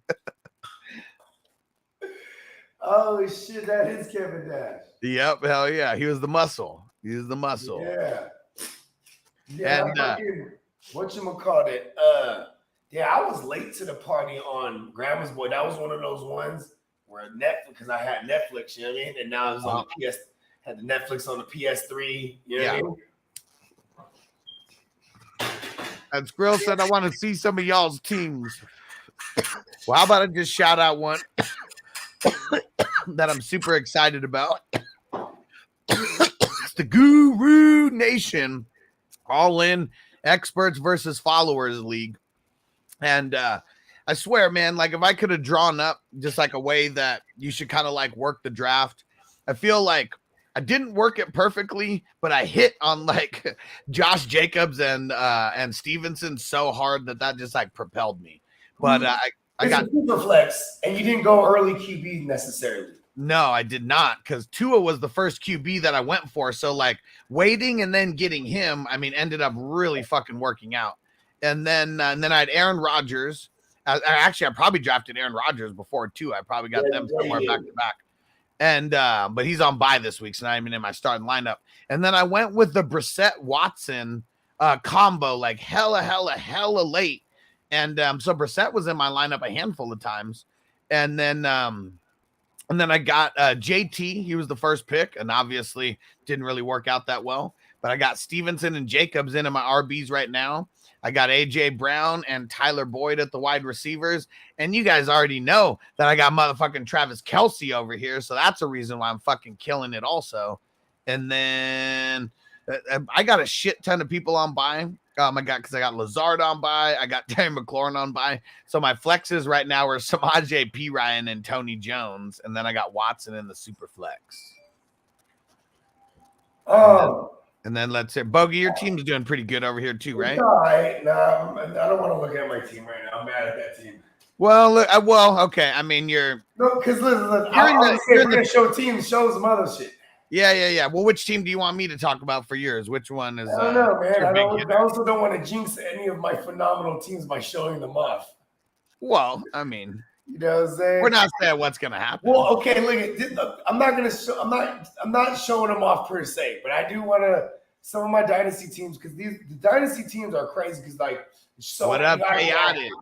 Shout out to Chaotic. Oh, and Chaotic, just so you know, because we got some new raffles going down this month. We got 4 items being raffled off for all our 420 crew members, our YouTube members as well. We got a flour mill, the dopest grinder on the planet, $80 grinder. That is one of our New Year's giveaways. We also got a Jerome Baker bong. We got a Christian Watson signed jersey and a Tyreek Hill signed jersey, the Red Chiefs edition.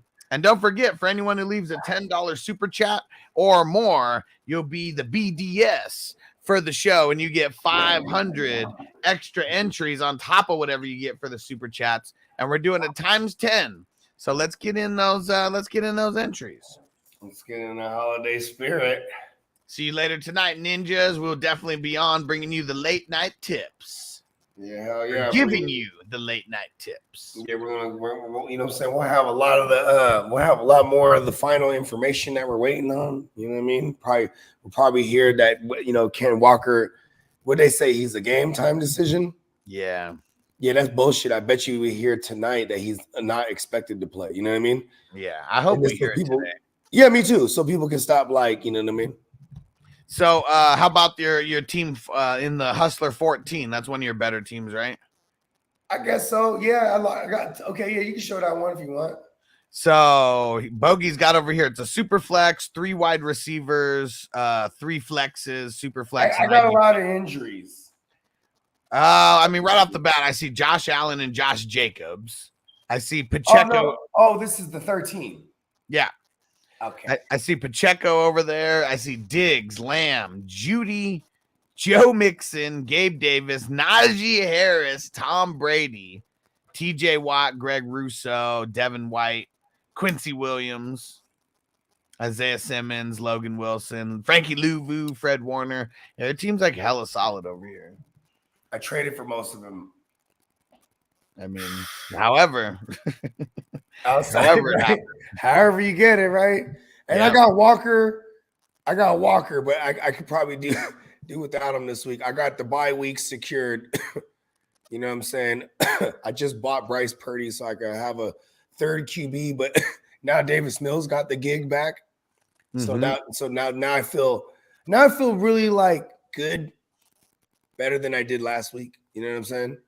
I need created player to beat Team Jack P. Pretty sure Jack is like in Europe because I have him beat in the points. And actually, if the Flash loses, I might be able to jump him too. I could potentially jump into third place here if the Flash and Jack lose. Who's the Flash playing? Oh, Flash is playing Crispy, and Crispy already sold off his players, so. Hopefully Jack loses, then I could jump up even higher. I'm at the 5 spot right now. And I got to win because I'm not even guaranteed to be in. Oh, really? I just got to win. Who's in at 6 right now? So top 4 look like I think they're already locked in. Potentially. Maybe not. So I'm 5th. Crispy 6th. Shockmasters 7th. Money Inc. is 8th, and all of them are 6 and 7. So there's 2 teams outside that are also 6 and 7 tied with me. I got everyone in points. I got the most points against in this league by far. That's how you know my team's going to be dangerous as fuck. Because I'm like the 4th highest scoring team, but I'm literally like 9 points behind the 3rd highest scoring team. Just most points against fucked me into a 6 and 7 record. If it's my destiny, it's my destiny. You at least got to buy. But this week's gonna shape up the 3 through 6 seeds. I feel. I ain't kicking back though on the bye week. You know what I mean? Yeah. Still seeking to improve. Just now, I start talking to Now playoff it can't guys. be through. Now it can't be. Yeah, through now I start talking to playoff guys. You know what I mean? Diabolical. And see, and that's what's going to be crazy is anyone in the playoffs going to make trades with any other playoff teams? It's like how much do they think they're going to lose? Or how much are they willing to like mortgage the future to buy or what they think could buy them this championship? You know what I mean? Yeah.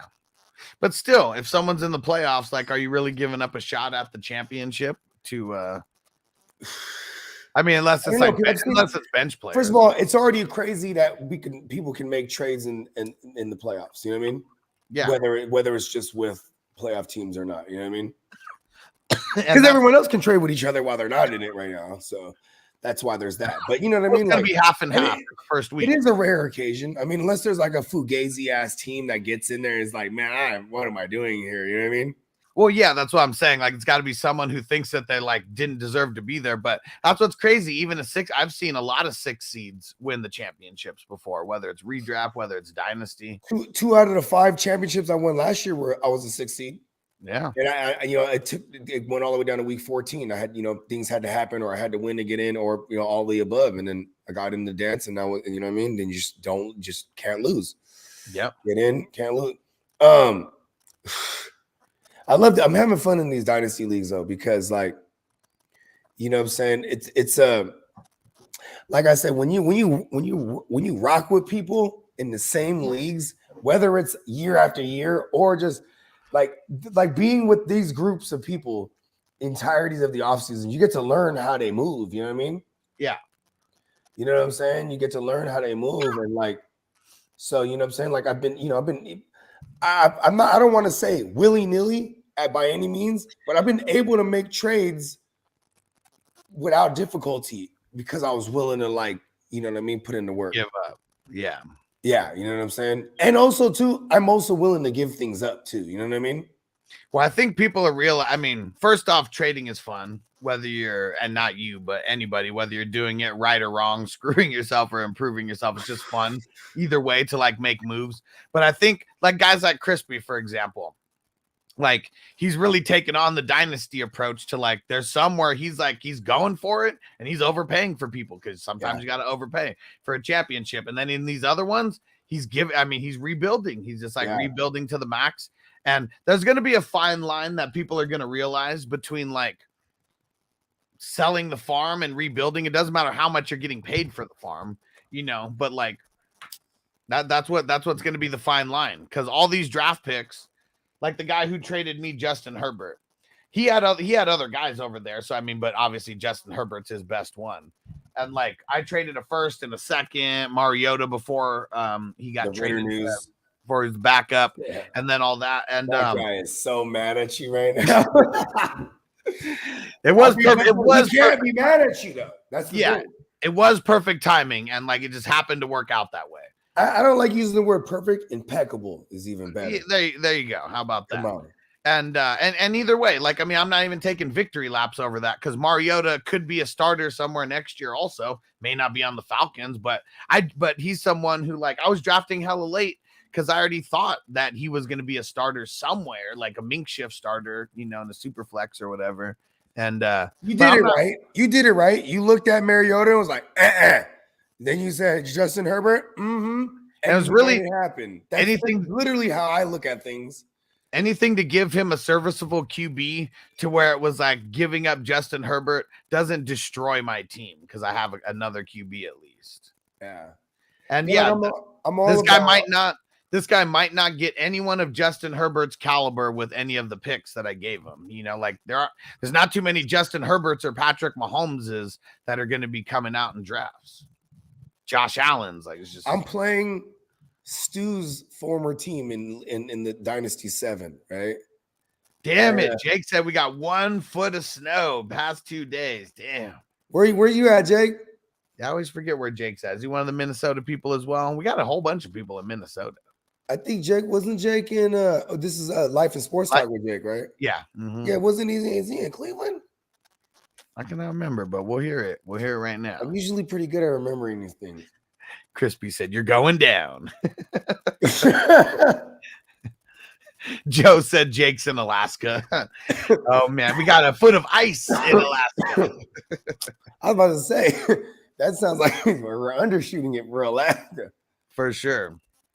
Well, one thing that's kind of cool. So I've gone through all the leagues. You know how, I mean, one thing that I really like about these leagues that I was really trying to do is not just create a competition within the competition. And just because like the more layers that we could go with this, just the more fun it's going to get. And I know some people are paying attention to this, some people maybe not. But whoever, like, we have a little we have a weekly champion that's going around 2 per league actually. And so whoever starts off as like the highest scoring 2 teams in the first week, they're just like the champions right off the bat. For the WWF leagues, one's the Raw champ, one's the SmackDown champ. And then literally from there, every single week, it is it's a championship, matchup. Yeah, it could change. The title could change hands just by a loss. Yeah, exactly. Yeah. And so like just the game within the game. Yeah, it has nothing to do with the fantasy records or anything, but it makes it extra fun. And so like in League One, I'll just go through a handful of them because there's already a bunch of leagues that where at least one or the other is like already decided because no one can catch up. Yeah, it's the most because it's as many. It's at the end. It's how many weeks you held a title, right? Combined. Exactly, accumulative weeks throughout the first 14 weeks, and then week 15 that's the tiebreaker if necessary, and then week 16 that's the championship week for this little side tournament. And so in the WWF 1, for example, Rikishi Jr. He's already locked it in. He's the SmackDown champ. He held it for 7 weeks. So someone else would have had to hold it for 7 weeks just to keep up. Now, we're going consecutive weeks, not just total weeks. No, it's total weeks. He had it 2 separate occasions for 7 weeks. Go. Okay, I had it. Okay. So he had 5 weeks in a row in the beginning, and then he ended up getting it back towards the end as well. And now, but in the Raw side of things, JR Rikishi, he held that one for 3 weeks, but then Hess also held it for 3 weeks. He's holding it down for Stu's team, and Brother Roz is holding the championship right now. So if he wins, there's going to be 3 teams that are tied. And then week 15, whether you're making the playoffs or not in here, you're in this what we call it, semifinals. Semifinal game where it's going to be like 3 teams going at it if Brother Roz wins. If not, it's just going to be the 2 teams going at it. And JR they won't be head to head per se, but whoever their team, that's their lineup, and whoever gets the most points. Exactly. Against each other. Oh, there we go. Okay, Jake's in Washington. All right, there we go. Oh shit, Washington State. Yeah, got to be. Okay. He would have said DC, I'm sure, if it wasn't. And and then over in number 2. I did say it was supposed to snow. Look at this in the number 2. Fucking crazy here. So Pruitt, he's repping the New Age Outlaws, and he's already locked down the SmackDown side of things. But right now it is Bogey and Big John Studd both tied with 5 apiece. Big John Studd is the current champion right now. So if he wins this week, he's going to end up going on to face Pruitt in week 16. But it is coming down to the wire. And in the number 3, it's crazy. We have an undefeated team over there, and they've just been killing it. They've already locked down both championships there. And so they already win the little side pot money. It's like $50. $50 for whoever wins the championship over there. And let's see. In the number 4, we got Dixon holding down the SmackDown side already. And if he gets a win, he's going to control the Raw side of things and be the undisputed champ there. So a lot coming down to week 14 there. And then in number 5, we got, I locked down the SmackDown side of things, and Brother Roz has locked down the Raw side of things. So we will be battling each other in week 16. And we got, let's see, in the 6, we got Ricky Bobby, J for AU. He's already locked down the NFC. And then if he wins, he'll be going up against Patches O'Houlihan in the tiebreaker week 15. All right, let's see what the 7 looks like. The 7 is so on the NFC side of things, Bogey is already locked in his championship spot over there. And then and the AFC side of things, I've held it for 4 weeks. Conrad Twitty has held it for 3 weeks, and he's the current champion. So if he ends up winning this week, it ends up coming down to the week 15 shootout between myself and Conrad Twitty. And if not, if he loses this week, then it'll be me and Bogey in week 16. All right. We got action. We got action, boss. And and Crispy said playoffs. Talking about playoffs? Hold on, where is it? Playoffs? Don't talk about playoffs. You kidding me? Playoffs? I just hope we can win a game. I just hope we can win a game. And in the number 8, we got Bernie Mac repping Gordon Bombay. He's locked down the NFC side of things. And then we got Big Tons, aka Cole Trickle, and Hollywood Cole, Mr. Bruce Leroy, 5 games apiece. And I don't think either one of them is going up against the current champion, SD Riders. SD Riders shut down Big Tons. So I think we're gonna have we should be having a week 15 tiebreaker between these two. Yeah, the catch in the house. What up, homie? Said, hope everyone over at the 420 fam is doing well. Hell yeah, bro. We're just got done doing our Q&A. We're talking about some leagues that we're doing. And Catch, hit me up. You should definitely get into some of these NFL fantasy playoff leagues with us. Big 3-week tournament. Very affordable, either 33 or 55 bucks. Going to be super, super dope.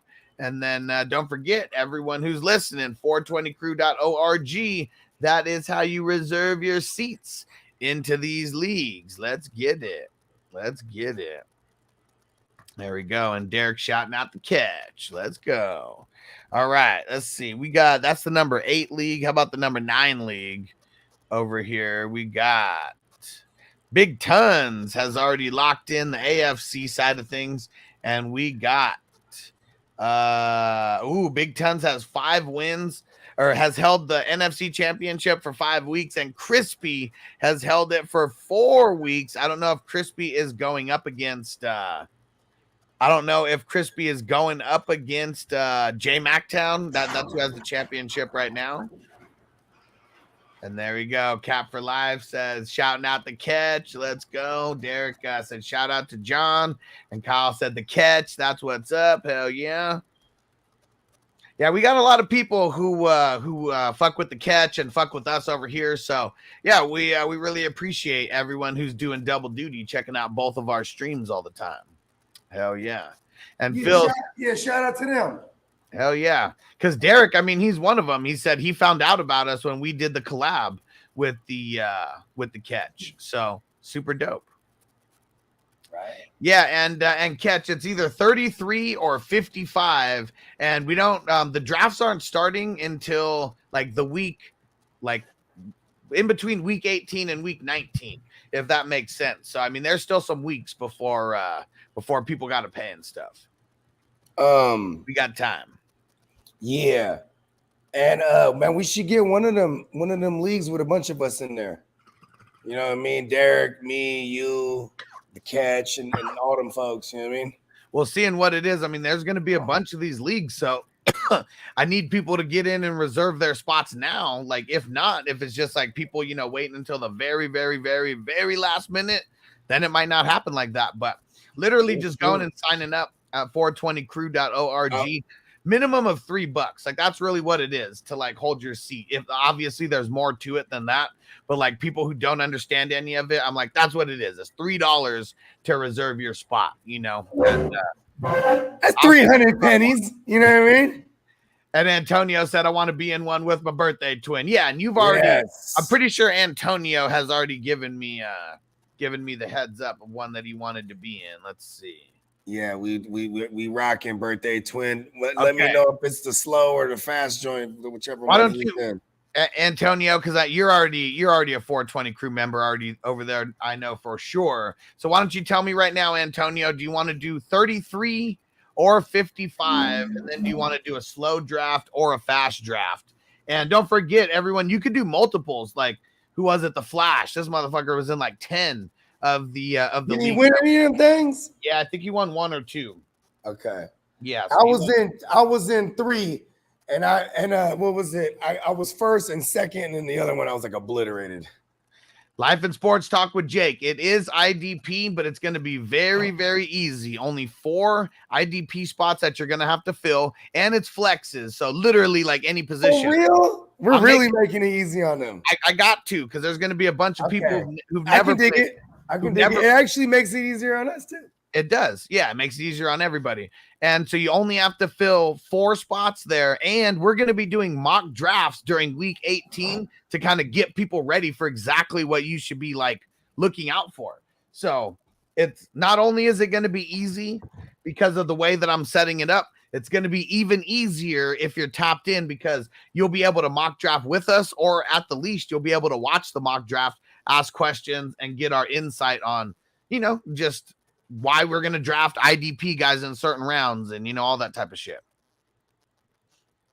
And Antonio said, slow in the money. He said, I don't care, whatever Bogart wants. Well, you tell me, because Bogart's going to join a few of these. So he'll for sure join whichever style you're doing just to get in it. He already said that. And last year he was in 3, so I'm sure he's going to be in a couple more. And there we go. And Jake said, I'll join. So just the first step is going over to 420crew.org. Just go join the crew over there, because this is just like the fantasy footballers. To get in their leagues, you got to be a Foot Clan member, got to be a 420 crew member to get in on this. So go over there, and then you'll be able to DM me once I see it come in or whatever. I mean, if we're just on the show right now, you can just throw in your preferences now. And that's step 1. Once you're in, you know what I'm saying? Not only do you got to get into these playoff leagues, but then now you get priority when we start opening up these new dynasties, or even like, every year we do dozens of goddamn redrafts and all different types of redrafts. You know what I'm saying? We got the vampires going, we got the guillotines. In order to get in all these, you got to become a member of the crew. Yeah, so I just recommend, because it is a monthly thing, whether it's $3, $5, and by signing up there, like, you get entries into all these raffles and stuff that we're doing. Like, we're keeping it lit even in the off season. I showed a couple of the jerseys. When it gets to basketball season, we're gonna be doing a Dennis Rodman, fucking Chicago Bulls, shit. Like, we got a whole bunch of dope shit. And I'm telling you, bro, like, this is just people. And for all you new people, man, we done been giving away fly shit. You know what I mean? Hell yeah. Sign Joe Mixon's, sign Gabe Davis's, sign fucking DeAndre Swift things, Cowboys Super Bowl complete set of replica rings, you know what I mean? Like, doing some fly shit, you know what I mean? Gotta be a member of the crew. And there we go. That's what I was going to say right there, Antonio. Or just do the yearly option like Antonio. For signing up for the year, you get extra entries like on top of it. It's usually 1 entry per dollar that you do. But for everyone who's an annual member, you get double the amount of entries every single month. And then you don't have to worry about paying every single month either. You save a couple bucks by signing up for the year, and then you just worry about it once a year. That's it. Yeah. Because we're all going to fucking war. Oh, yeah, because this is a year-round shit. Go. Nobody else Let's does get this these shit. chippers. Nobody else does this shit like we do. Because if we're just talking redraft. And it's ain't even our first rodeo, right? Fuck no. This is years that we've been doing this now. You feel me? Not our first rodeo. Don't let us be the only ones having the fun. You know what I mean? So if we just started in August when everyone else starts, okay? I mean, we started it off with just a whole bunch of different leagues that were going down in August. And go back a month. We started the best ball tournament. We were drafted for like 2 weeks for like this crazy ass best ball tournament. 200 plus motherfuckers, savages. Next year it's going to be different, and there's going to be way more people in it next year. That's for sure. It'll probably be like 500 plus easily.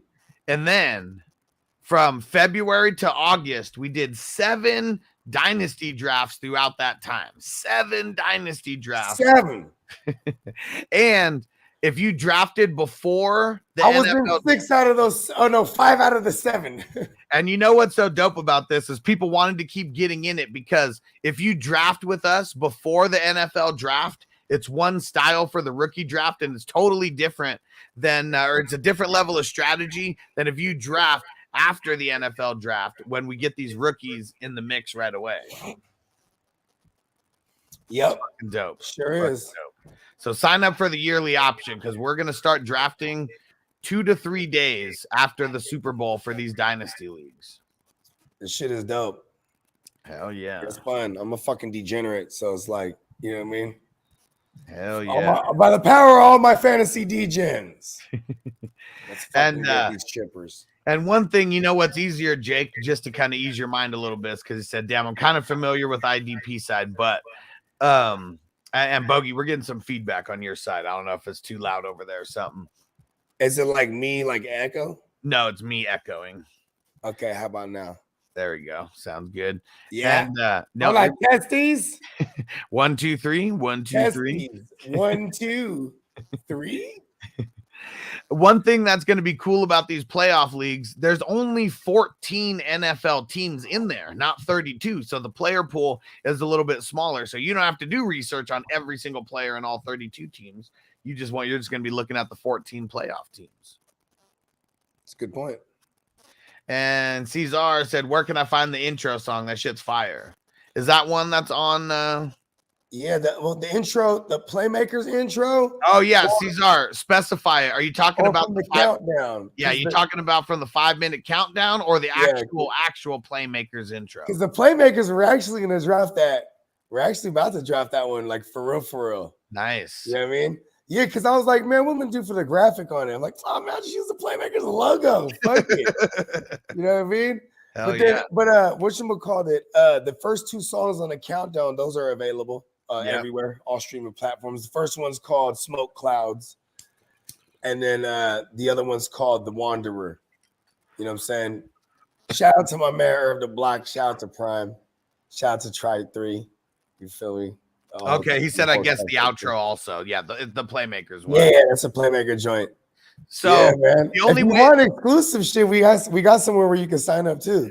Yeah, see, that's why you guys want to be on the ssbcrew.com because like all the Bogey exclusive shit is going to be going on there. Like maybe randomly, you know, they'll just come on a stream, but you never really know because that's just like mushrooms and like, you know, all types of shit and just getting in the mode. But that's where you're going to get like Bogey does a lab session on Friday. Like it'll probably be up that weekend, you know, or something. I mean, it'll be up that night. There you go.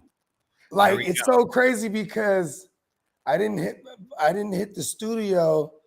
What is it? I hit the studio like once. Yeah, I hit the studio once a week. Normally it'd be like twice a week, but then because of the podcast and football season, I've been just keeping it to the one a week.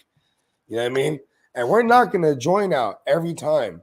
You know what I'm saying? If not a joint, at least, you know what I'm saying? There's been times we'll knock a few out, but never get to mix. Like, you know, we'll get to record and then mix one. You know what I mean? Because I need it to sound dope so I can listen to it. You know what I mean? And 9 times out of 10, when we mix that shit, that's like, you know what I mean? Yeah, there'll be some things I got to go back to and fix. But like that exclusive. Yeah, it may be like it may be like a little bit raw. It's not going to be mastered or nothing. Yeah, it's not going to be mastered. You know what I'm saying? But it's still going to slap hella clean because we everything's Pro Tools HD. You feel me? Like, hell yeah, we're pumping hella power in our shit. Because I mean, every time when you're sending engineering's hella good. You know what I mean? Because when you're sending me joints, when you're all hyped and shit, and you're like, oh yeah, check this out, we just got out from the lab. Like to me, who's not a fucking like professional artist or anything, like, yeah, it sounds just like a regular song, you know, because we got dope engineering too. And then it's the same thing. It's like, you know, if we sat there for another hour, we'll probably master it too. For sure. You know what I mean? Because my man's, that ain't, to be honest, it ain't nothing but some multi-band compressors. You know what I mean? It's basically like having a preset these days because everything's digital. You know, before you'd have like your boards and whatnot. You know what I'm saying? But you know, we don't need. Why am I going to buy like a fucking $100,000 SSL board? Right. You know what I mean? Yeah. And then not even have like a space for it, and you know what I'm saying? Yeah, for Do sure. everything digitally. Yeah, and like hella fast. That's why a lot of these people just want to sign on with different record labels, right? Because they already got all that shit. And like the amount not just to buy it, but then where are you gonna put it? Are you making enough money to make it even fucking worth that kind of purchase? Like all types of shit. You know what? So when you go to like these studios and you rent like studios out, you know what I'm saying? And back in the days, you know, when you're renting the engineer too, because this motherfucker, you know, knows how to work all the hardware, you know what I'm saying? Right. And really the studios don't want they don't want anyone in there without someone with it. Yeah. And like, you know, but you might be spending like $10,000 a day back in the days. Because you know what I'm saying, all the equipment's leased too. That's why, you know what I mean? I mean, shit, $100,000. They're charging people to pay off their shit. You know what I mean? That's what I was saying. That $100,000 machine's got to get paid off. Hey, look at this. I went to Dr. Dre's joint. Oh shit! And I didn't meet Dr. Dre, but it was one of his engineers, and he has a squad of engineers, bro. You know what I mean? Who? This is 2009. You know what I'm saying? Are you talking about Dr. Dre or his dude has a bunch of squad? No, Dr. Dre got a bunch of engineers. Oh yeah, for sure. Yeah. And this is some Indian cat, right? And he was mad cool, but he was, you know, what's funny is like he pulled up with this other rapper that we did an album with. You know what I'm saying? He pulled up with him. He's like, "This is my engineer right here." And this dude was like super flamboasting, bro. This Indian cat. You know what I mean? He had he had the CLS. You know what I mean? The one with the skinny windows and shit. The CLS 500 back in the days. Yep. And you know what I'm saying? And then like I remember like, you know what I mean? He had heard, he's all your Bogard. He's all you killed it on that one track. Because you know, like he heard one of my verses or whatever that I did with this dude. Dude's name was Knox. This artist, right? So me and Knox, we did a whole project and shit. And then he's like, "Oh, that's you on there." So he means like, "Man, ride with me, bro." Nice. We're going to the club. You know what I mean? We're about to do a show. We're about to do a show with Busy Bone. Hell yeah. Right? So he's like, "All right with me." I'm like, "Hell yeah." And then so what's crazy is like, this is super epic. I'm just gonna get to it. So we do the show, right? And we're in Culver City. You know what I'm saying? And it was hosted by some comedian. I'm mad I don't remember his name, but he was funny as fuck. So he's kind of warming the crowd up. And it's a gangster crowd because the headliner is Busy Bones. So he's gonna bring out the 80s born motherfuckers, you know what I mean? And you know what I mean? And real quick, Jacoby Myers just got ruled out, and I told you he was going to be out. And Jalen Mills got ruled out as well. There it is. Yeah, I like Kyler here also too. If they're going to shut down like Nuke or like whoever they're going to take away, because Hollywood's been coming on again. You know what I mean? It's going to be a lot harder for them to shut out Nuke when you're missing one of your top two cornerbacks. Exactly, it changes things. You know what I'm saying? I mean, Jalen, they got, what's his name? Jalen Johnson? No, not Jalen Johnson. It's John Johnson. No, that's Cleveland. It's a Jonathan Jones. There you go.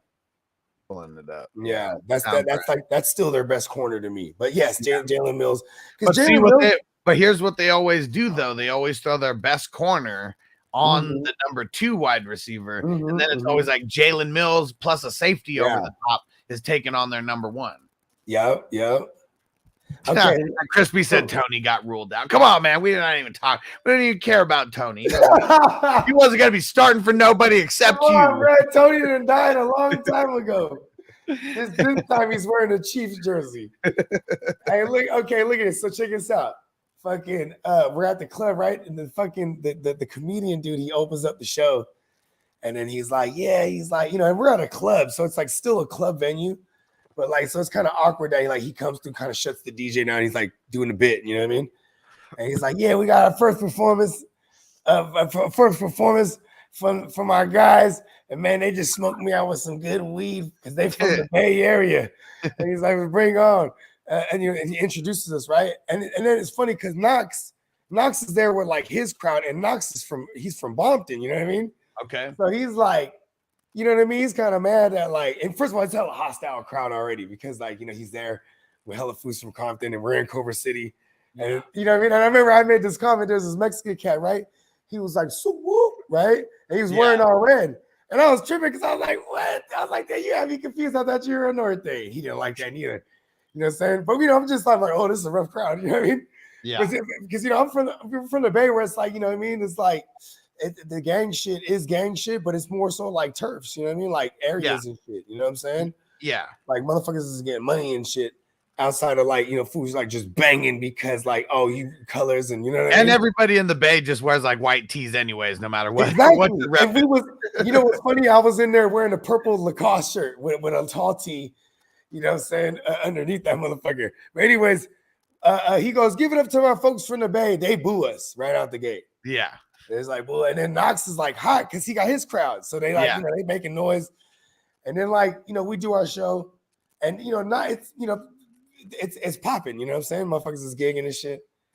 And then like, when we get off, the comedian guy, he gets back on the mic. Yeah, hey, give it up one more time for our folks from the Bay. And they're booing us, right? And he's like, oh, y'all want an encore? Oh, y'all want an encore? And bro, we did this set again. But it was even more lit because, come on, it was really Knox set. Yeah. Like featuring us, you know what I'm saying? Yeah. But it was just the comedian thought it was funny, you know what I'm saying? Oh, for sure. Like he was And trolling. bro, the crowd, right? I didn't think that was funny though, because there was like, you know what I mean? They were on us, bro. Anyways, so when we leave. I dip out with Brett in the CLS because he's like, let's go to the studio. We'll take Busy Bone to the studio. You know what I mean? Tight. Yeah, and then it's funny. So we go to the studio, but Busy goes to our telly with the rest of my boys. Oh So shit. then now I didn't know I've been veered off on this other mission. You know what I'm saying? Because we were like, and then ironically, we still ended up getting a track with Busy. You know what I'm saying? And then my engineer at the time, this guy, you know, he's one of those guys I told you he ended up on crystal and shit and just fucked off hella the hard drives and all this shit back in the day. Damn it. Yeah, I know, man. Like even like some of my joints with the jack and like I'll kill that motherfucker if I ever saw him. Damn, man. Yeah, he's one of those. But anyways, so we go to these studios, bro, to make the long story longer. We go to this fucking studio, and it's just a bunch of trailers, like portables. Yeah. Yeah, you ever had like portables in high school? I mean, Like the portable classrooms type of shit. Yeah. Yeah, you know what I'm saying? It was just a bunch of these, but you had to go through these gates. You know what I mean? And then when you walk in, it's just hella rooms, and every room had an SSL board. I'm like, oh shit. And then this dude was like, he was like totally like proud of like him working for Dre. He's like, show me this. And you know, this was 2009. So yeah, he still had like a photo album for real. Like, look at this, man. These are all the artists I've been working with. Yeah. And I'm like, oh, sick. Like, you know what I mean? And I'm like, I need to lay something down. And then he plays me a beat. You know what I'm saying? And I'm like, oh, you know what I mean? I legit just started rapping written shit. Like, fuck, I'm just gonna rap some dope written shit, knock something out real quick. Cause then I'm also like, I'm out of Dodge right now. I'm like, you know, we gotta go link up back with everybody. So I lay this dope ass joint, and then we dip back to the telly, you know what I'm saying? And then we had our little makeshift setup, you know what I mean? Which is just a laptop with the interface and a mic and a pair of headphones. And we just went everywhere before instances like this, like to get Busy on a joint. Cause Busy's like, y'all got bitches and weed, I'll come through. You know what I mean? And he was real cool. He actually pulled up, bro. We're in Hollywood too, where we were staying. Yeah. We're at like the Super 8. What do they call that? Easy 8. Super 8? Easy 8? Could have been a Super 8 or an Easy 8. Yeah. Right on Hollywood, bro. We used to always stay at that joint. Nice. Because it was right there in the action, you know what I mean? And it was kind of off to the side on one of them side streets. Yeah. Like right off Sunset. So it was like, you know what I mean? Yep. That shit was dope. So Jake said you got to have a new email associated with the 420 crew member because I'm a member on YouTube. So they're independent of each other. So the same email should be fine. Yes, should be fine. And Tino said white tees and Nikes is protocol. I feel it. Got to be the 150s, right? And Terrell said thoughts on Travis Homer this weekend. I was rocking Ace. I was rocking what are they called? The Creative Rex. The most unnecessary Velcro strap in the front of a shoe ever. It's like not even there for any reason. It's like fashion. Travis Homer should be all right. I mean, we're assuming that he's going to be like the 1A over there. What's his name? Tony Jones. I even think if there's a world of people that, because Tony Jones is projected higher, there's probably that think he's going to get most of the work. And if he does get the early down work, that's cool because I want the passing down work. And that would be Travis Homer. You know what I mean? Yeah. And I don't think we're going to get any DJ Dallas. especially when they elevate someone like they elevated Wayne Goldman from the practice squad. You know what I mean? Yeah, he's a game time decision also. So yeah, I don't think none of them was playing. Yeah, I don't think we're getting it. And Fly Nelly Fly on Twitch, what up? And said Debo or Marquise Brown. Debo or Marquise Brown. I'm going. Damn. I'm gonna go Debo. I'm gonna go Debo too. Let's say goodbye to Hollywood. I do like. I mean, it's just it's looking at Hollywood's 2-week sample size since he's been back, right? Because remember they had the bye week, right? Yep. Been back for the 2 out of those last 3 weeks, and now he has a cool target market share, and he's opposite of Nuke. But then you're gonna go up against New England, and that's the strength of their defense. Even if they are missing a Jalen Mills, there'll be some no-name guy that steps in there, and he'll be one of the baddest motherfuckers too. It's just how they are. Yeah. And how do you say this? Pate said, should I play any of the Texans receivers over Marquise Brown? Nah. Because even a guy like I mean, who's the main dude? Playing Dallas. Dorset or whatever, Chris Moore. I mean, they're gonna give me like half the time these guys are gonna be like covered by Trey Diggs. What's the other guy? His last name's with a C. I don't know. Are they even gonna go 3 wide receiver sets? No, I'm just saying there's another guy. Chris. No, Chris. No, there's Chris Moore. Damn, what's the other fool's name? He used to play for the Chiefs and shit.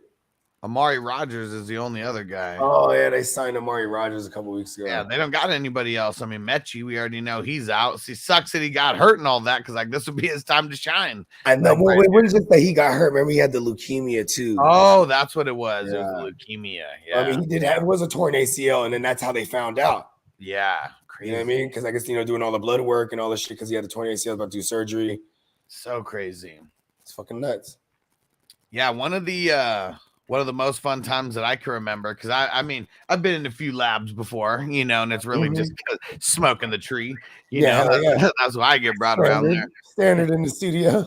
But there was this big ass concert that was going down, and I can't remember what the fuck it was called, but I know like Lil Wayne was there, and Hit Boy, right? Yep. Yeah, so they hit up the delivery service that I was working for, and they were like, can you deliver to a tour bus? I was like, well, do you have an exact location of this tour bus, or are you driving? And they're like, no, we're posted up in downtown. I was like, yeah, man, for sure. And they give us that. I go over and then didn't even realize who it was because it wasn't him who called, obviously. And go in, then he's showing me, he's like, yeah, we got Hit Boy back here. And he's like, I got the lab going back there. And he was like, on the tour bus, that's tight. He was like, how we got to get down though, need the tree. And they ordered because it was so many different people who kept coming through as this big ass concert and shit. They hit up the delivery service, I think 10 times in 2 days. Tight. I mean, motherfuckers needed some tree, bro. Yeah, and man, I was really trying to get them to bring me backstage somehow, and but I did end up doing a delivery back then, to the place where the shit was going down. Nice. The whole at the actual show at the amphitheater, yeah.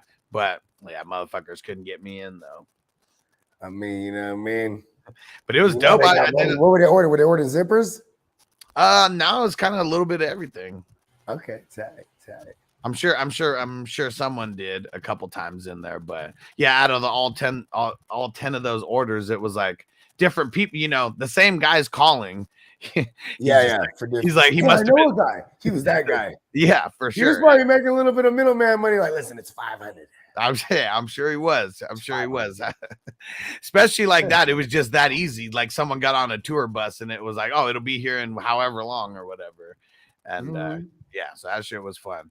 And but yeah, the lab just straight up in the back of the tour bus. Like, I mean, I got to see it like that, but pretty much, I mean, most of the time that door was just closed, like every time that I was there, it was because of fucking someone else was there laying down some shit. I mean, that's listen, man, fucking the studio tour bus, that's what blew up Lil Wayne, bro.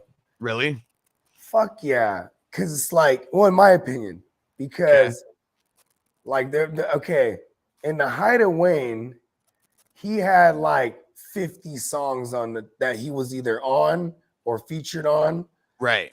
and that were in like the top 100. This is like 2000, I don't know, 9. That was when he was on everyone's shit, right? On everybody's shit, you know what I mean? Yeah. Maybe even a little before it, but then but it was those mixtapes, bro. He was Oh, yeah. always on tour, and then when he's on a tour, the tour bus, he's just laying shit down. Pretty You know what much. I mean, for a guy like Oh, him, and then he knows how to like do the rudimentary engineering, like chopping and recording and cutting vocals and shit. Everybody who's anybody knows how to do that. So like he was recording himself too. Like if he'd be in a hotel room and he had the sick ass mic, bruh. You know what I'm saying? He has a suitcase for it, and he just has his laptop with the Pro Tools. You know what I mean? And people sending him shit. Like I remember he was doing Swagger Like Us. Like there's like footage on YouTube where he's just in a hotel room, and you know what I mean? Kanye sends it to him. He's like, I got this shit. I gotta get for Kanye. You know what I mean? With his mixtapes, do you think because you'll know this more than me, did he create those songs for the mixtapes, or are a lot of those the fallout joints that didn't make the big albums? It's both. Okay. Because he would do entire mixtapes with like drama. You know what I mean? DJ drama. And then like drama, drama's a producer too. You know what I mean? So it just be a gang of beats. So it could have even came from like just hella sessions, you know what I'm saying? Like on tour or whatever. And like for real, like if I'm locked in, like, okay, a lot of my favorite projects that I've done and put out, they're all within like 2 weeks. You know what I mean? Okay. Because I'm just locked in there every day. Boom, boom. And when I used to do like themed projects, you know what I mean? Yeah. Because that would be just what we were on for 2 weeks. Right. You know what I'm saying? Right. And then like the mixtapes were fun because then you just dump that right out, you know, just put it out in the world. You know what I mean? Yeah. Even though mixtapes wouldn't necessarily be a mixtape. You know what I'm saying? Well, because I mean, when I think of a mixtape, usually it's either like a combination of different artists, or it's like it's on top of a track on top of a beat. Existing tracks. Yeah. Mixtapes, like by definition. Yeah. See, but also like I'll just get like a gang of joints, and then I might even call a DJ that I know that's popping and be like, hey, you know what I mean? I'm about to put a mixtape out, mix this shit for me. Yeah. So now it's actually coming out as one long playing mix. You know what I mean? Right. And like, you know what I'm saying? And I got a DJ tag all over it, and he could pump that shit, and he got a name. And you know what I'm saying? And that's how that's another hustle out here. A lot of these DJs, they used to be like, okay, yeah, I'll host your mixtape. Yeah. You know, who was the dude who did all the strong arm Shetty shit, like DJ Birdie Bird or some shit like that? Yeah. Out here, and then see out here we had like Demolition Man. Shout out to Marco, DJ Raw 2K, the homie Tito Bell. You know what I'm saying? And motherfuckers just had a name as a DJ. Yeah. So like you pay these motherfuckers, and then like because that was like how you got to get hella people to hear your shit fast. So that was like Lil Wayne was just doing like he did the man, the DJs have always ran shit, huh? Because even before motherfuckers were making mixtapes, it was like the DJ creating the tapes, like creating the mixes, right? Yep. I mean, like, bruh, it's because Dr. Dre talks about that, right? Where he would be making the tapes and slanging the tapes, having the mix, and then like sometimes getting and then I think it was just I don't even remember who it was talking about putting the people's names, you know, get some of the big came up on that was it, right? Yeah, that was it. Too Short. Give him a dub. Give him a dub, and he'll throw your name in the fucking track, right? And they were just cranking these songs out. That's who it was. His boy made beats on the keyboard. Yeah. And then they had a mic and they were recording, and it was just on, bro. They were making slaps. Yeah, because they said they were slanging them for $5 a piece, but if you paid the dub, they would throw your name in the track, right? Yeah. So just off that one, that'll be a new track. Yeah. Because the other ones, it'll be like, you know, they'll dub that a million times over. For sure. Yeah. You know what I mean? Hella tapes go and they hit the block. Yeah. And then now this shit's popping. You start hearing the D boys, they want to track about them. You know what I mean? Yeah. They want to track about them. Like, yeah, hell yeah. Okay, I got you. They want to be bumping it in there. Because I mean, it's not a song. I mean, it's not a song about them, but just hearing their name in it, like, man, Hood Star, like, because there was no social media. Like, that's a way of getting your name out there, right? Just motherfuckers on a mixtape gonna hear this random motherfucker's name, but if you know, you know. Right? And so D-boys are always gonna have a level of narcissism. Yeah, for sure. Yeah, you want motherfuckers to know. You know what I'm saying? Not everyone can be Frank Lucas, right? I mean, see, Everyone wants to be Nicky but Barnes. but Frank, he ratted though. Fuck him. You know what I mean? Man, you know, I'm not even gonna say what I wanted to say, but fuck those cops. Yeah, that is true. Dirty, the crookedest motherfuckers out there. It's just a cricket. Yeah, it was designed. I will give Frank Lucas the benefit of the doubt that because he's an innovator. He was like, "Fuck that! Cut the middleman out and go all the way to the source." God damn it! And his cousins like, "You want to go to the jungle?" He's a motherfucker. I'm already out here. Like, yeah. He's like, "Bro, let's go find it." Hell yeah! He found the guy. The guy. I heard that part wasn't true though. Like he didn't go into the jungle. He definitely went out there. Yeah, I mean, who knows and the cousin already had it, I don't even know if it was a cousin. It was some kind of rally. Someone had it on lock. Yeah, someone already had it. Yeah, innovative with using the government to bring it back and forth. We know it's through the military. Ships. Yeah, the government planes and shit. Yeah, and definitely shook up the mob. They got shook over there. Mm-hmm. And fam first, let's get through a couple of these questions, and we'll get back off the rails. Said Rashad White or Deontay Johnson. Rashad White and Deontay Johnson. Rashad White. Yeah. Did they clear Deontay Johnson? He was officially questionable, actually. Yeah, I don't even know if he got officially. I like Deontay Johnson, but he sucks. This game is going to be so low scoring. Like Baltimore's defense is going to fucking show up. Baltimore's defense is good. They're getting healthy now. Like they got both their corners back. Everyone who was injured in the beginning of the season is like back now, and they got Roquan now. So all their DBs that were out, they got all those guys back now. And I think this game screams the under like crazy. I don't even know what it is. It could be a 40-point under for all I know. The lowest one on the week. I think it was like 38. Yeah, it's got to be hella low. But I remember because Pickett and them, they don't throw touchdowns neither. No, and the defense, you already know when these teams square off against each other, these AFC North battles, like I've seen games where it's like single digit to single digits between these guys. And they're just battling it out for like a field goal victory because no one could score. Yeah. Yeah. Nasty. And Pet said, how do I say it? Pate said Rashad White, Jerick McKinnon, Kareem Hunt. I'm on Rashad. Jim Bob, what up? He said, what up, fellas? Just found the channel. What up, man? Shout out. Yeah, man. Welcome. Shout out to Jim Bob. He said, different approach. I liked and subbed. I like it. Well, let's smoke. And he said, I like the trees. Let's smoke it up. Yeah, I'm about to roll some. And he said, half PPR league. QB is Herbert. Got Mike Williams, Rashad White, or Ken Walker. Thanks, G. So he said, just picking one.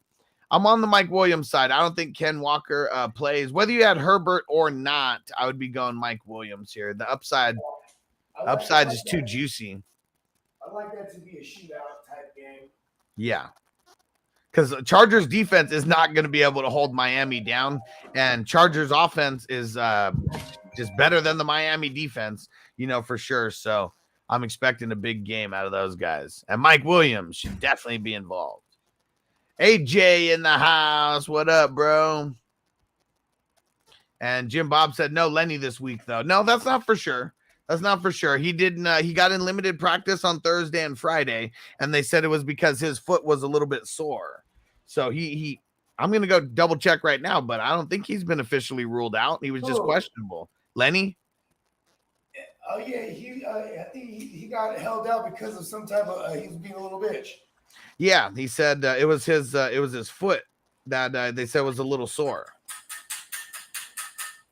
Yeah, so I mean, you can even read it on Sleeper. Todd Bowles described Fournette's foot as sore, but expressed optimism that he will suit up. So, well, I mean, I think I'm still gonna play Lenny if he goes. Well, that's what I'm saying. Like, I don't think that we were ever gonna not play Rashad because, like, look at what he was just. I mean, if your floor is 5 to 6 catches, or you're at least getting that many targets, like, I mean, that is gonna be a fucking a solid floor for a flex play. Strong flexing. And Marco from the future said, damn, I fell asleep during last night's stream. He said, what happened if you had a tie between Die Hard and Christmas Vacation? Well, we didn't, though. Like, that's why we just kept it going for the longest time to, like, wait until someone came in and broke the tie. And Christmas Vacation ended up bringing it on home. And so what we're going to do a silver screen breakdown of Christmas Vacation. And we're going to mix that in between our other live stream that we're going to be doing, where we're going to be doing a bracketology. Everyone will be able to vote, and we'll be doing it for championship movies. So like any kind of sports championship movies. But like Crispy said, you know, there's no Rudy stories around here. Only motherfuckers that won the championship, that won the trophy. So no Sunset Parks or Coach Carter's or none of these guys who got close but couldn't do it. Yeah, all Happy Gilmores and dodgeballs and stuff like that. Oh yeah, fucking Mighty Ducks. We want the winners. Mighty Ducks is going to be in there for sure. And I mean, man, it might even be Mighty Ducks 1 and Mighty Ducks 2. Both of those are so infamous. I mean, shit, bro. That's the first time I ever heard the "We Are the Champions" song. For real, right? Like me too. And like, it's so iconic. Like, I could just imagine, right? Like, that is like, you just took on the world, and now you're out in the fucking wilderness, like having a campfire. And what do? You're roasting marshmallows and you're singing "We Are the Champions." If it wasn't a Disney movie, they definitely would have been smoking hella weed out in the woods, but it's a Disney movie. I mean, they could have had LSD drops on those fucking marshmallows for all we know. Hey, you already know that the Dean Portman from Chicago, like, he was already on that shit, man. Like, he was, that dude's a savage. You know what I mean? Super savage. Maybe they're in the wilderness because they're doing peyote. You know what I mean? Ooh. Such a classic. They're in Minnesota? Yeah. Yeah, see, they got some Native American shit going on around there. You know what I mean? And Marco said, is Adriel Jeremiah worth picking up? AJ Green? Oh, Adriel Jeremiah Green. There we go. Is he worth picking up? Look at that. And You're not going to stump me no more. You know what's funny, though? Because, I mean, now it's like, is Marco going to give us fake names since he's already done that before? Because TJ Hawkinson, that would have been dope. Thaddeus Jefferson Hawkinson. That sounds way better than what is name? Thomas Jones. Boring. Oh, man. Ra, what up? Thanks for the super chat, homie. And I said flex 1 and 1 RB. A Conquo. Okay. And we got Dortch, Warren, P. Ryan, Homer. Definitely not Dortch. It's definitely not Warren. I'll go Homer as the RB here. And then say Dortch, he has a floor, actually. You think so? Yeah, there's no Rondell Moore, so it's just that role, right? Yeah. Whoever plays that role usually gets about 6 or 7 targets, you know what I mean? That slot role. Yeah. Yeah, he did go 9 for 103 the last time we saw him on the field. But that was in week 11 though. And there was no Rondell. Yeah. And they're talking about Rondell's out. I like it. I'm just saying the human Dortch, bro, he comes through. It's too much attention on everybody else. That's true. So I'm going to go Homer for the wide receiver. Yeah, see, it's kind of crazy because, yeah, I guess Dortch, I'm automatically going out. And then, yeah, I did forget about his last game when Rondell wasn't there. P. Ryan might get enough work to be a decent flex. I'm not mad at the P. Ryan either because Cleveland's just really bad against the run. They're horrible against terrible. the run. So yeah, like even his if and then okay, when did Mixon start practicing? Wednesday, so he's fully in the game plan. Yeah, right. But I still think that maybe Samaje has earned himself into a couple more touches, maybe. You know what I mean? Yeah. Yeah, so I think I'm gonna it's because the Conquo, I mean, I know he's been doing like okay for like a tight end. I'm not chasing that. Not for a flex though. I mean, if you're like dart throwing at a tight end, maybe, but I'm way more confident in P. Ryan or in Dortch than a Conquo, just to get a little bit more volume, just more chances. All right. And Marco said, what about McCorkle Jones? Damn it. That's Mac Jones. Oh, Mac Jones. Who? His name is McCorkle. It totally is McCorkle. I remember we looked that shit up and like, oh yeah, that's why I think this is what started the names thing. It might have. Michael McCorkle Mac Jones. He doesn't even want to be called Michael. Yeah, that means his family called him McCorkle. Man, when his mom's all pissed off at him, McCorkle, get your ass over here. They're like, you know what? You know, McCorkle. Ooh, this is a good one. Phil said Adderley or Whitehead. Man, so it's crazy because I like Jordan Whitehead. I really like Whitehead, and even though Adderley should be the one like stepping in, I guess we still don't know like how good he's actually going to be because he's not going to be fucking. He's not going to be. He hasn't been great as a complimentary either. No, he's been horrible. Nazir Adderley this year. Yeah. And see, I don't know if because he's been playing, like that's the thing. Like, let's go see how many snaps he's actually been getting. I mean, obviously Derwin, but Jordan Whitehead's he's just been balling. You know what I mean? He's a safety in a solid system. You know what I mean? Yeah, I'm more doing this for myself than anything right now because I am curious about Adderley. Yeah, because he's been bad. He hasn't been startable. He had one game. Yeah. And see, look, except for week 12 and week 9, he's been playing this entire year like 100% of the snaps. So, like, that's another reason why I don't like him. So, what is he out there doing? I don't know. Like, I mean, they just don't use him like Derwin James. He's the free safety. I mean, that's why. Yeah. Okay. So, I mean, free safeties are usually just like the center fielder for baseball, last line of defense. Like, I mean, that's really what it is. Yeah, and he really sucks too because they be getting past him. Yeah, for sure. Last line of defense, my ass. Yeah, he has not been handling. So, yeah, Whitehead. I mean, especially we saw him come in right away and just start making plays over there. Yeah, so, I remember in the offseason, I was big on that move because, I mean, Jordan Whitehead was balling with the Bucks. I was like, they brought in like Ryan Neal and all these. I'm not Ryan Neal, Logan Ryan and fucking, failed. Yeah, and they're like, okay, we're gonna get rid of let go of Whitehead. And he went to the Jets. I was like, oh shit. Yeah, because the Jets are they're just good, but solid good. Yeah, and really, I mean, yeah, it's what's his name? It's Mike Edwards and it's Winfield.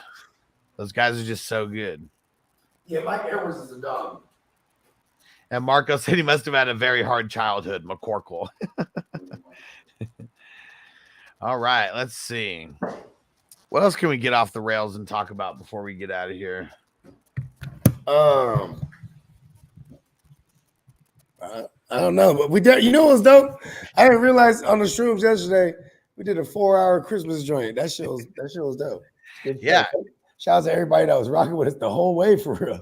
Yeah, like that was a long ass show. And if you guys didn't see it, I'm gonna put the link in the chat right now. But I'm gonna do it on the silver. I'm gonna do it from the silver screen breakdown. Okay, look at this mushroom residue epiphany. Hear it. Okay, when we do those bracketology joints, we should timestamp them. Like, you know what I mean? Like, all right, in this next matchup, and just boom, like, you know what I mean? Yeah, and I guess the tough part about that is every time we do a silver screen breakdowns episode is that I'm on mushrooms as well. Yeah, it's true. So, yes, that's really what it is. We need some audience participation in for those kind of things. But we've actually been talking about it. Like they're not going to be official internships or anything, but we are looking for people who want to like intern, with the channel, maybe do some different things. A lot of it should be easy things. A lot of it's going to be like chopping clips. Yeah. Seeing clips, chopping timestamps, shit like that. The stuff on YouTube that is just like if someone's watching and like doing it and taking notes just makes it like a million times easier. That and then I got a bunch of things in the pipeline. Like you guys remember like the Hustler draft guide that I put out and all that. This is about to get taken to the next level and definitely going to need some people helping with that. And mostly with that is just data entry. And so a lot of just tedious, like random work, but trust me, what I got in mind right now, this is going to be something that it's going to take fantasy football by storm, especially in the IDP world. It does not exist what I'm embarking on creating right now. Hell yeah. Don't tell them anymore. You've heard enough. I know what you're talking about. I'm privy to know. And Derek said, Christmas Vacation got the dub yesterday. Yeah. Got the dub. Beat out Die Hard, which it's not a Christmas movie. Die Hard's not a Christmas movie. I think I'm just going to go to war on the other side of this. Yes, it is. It is not a Christmas movie. It's a Christmas movie. You know why it's a Christmas movie? Because people watch it on Christmas. If that's going to be the reason why people can say that, then they can go ahead and say that. It's an office. It's an office party. It's like saying there's snow in it. Yeah, but they're in Southern California, so there's no snow over there. That thing I sent you that they got like a fucking The Grinch horror movie. It's called The Yeah. That fucking crazy, man. I'm like, yo, because I remember I told you they did like a Winnie the Pooh one. They got a Bambi one coming out. Crazy. And they're like hella gory and shit, supposedly. Crispy said I had a black friend in high school who was a big motherfucker. We called Corky. Was at his house one day and his mom called him by his real name, Bernal.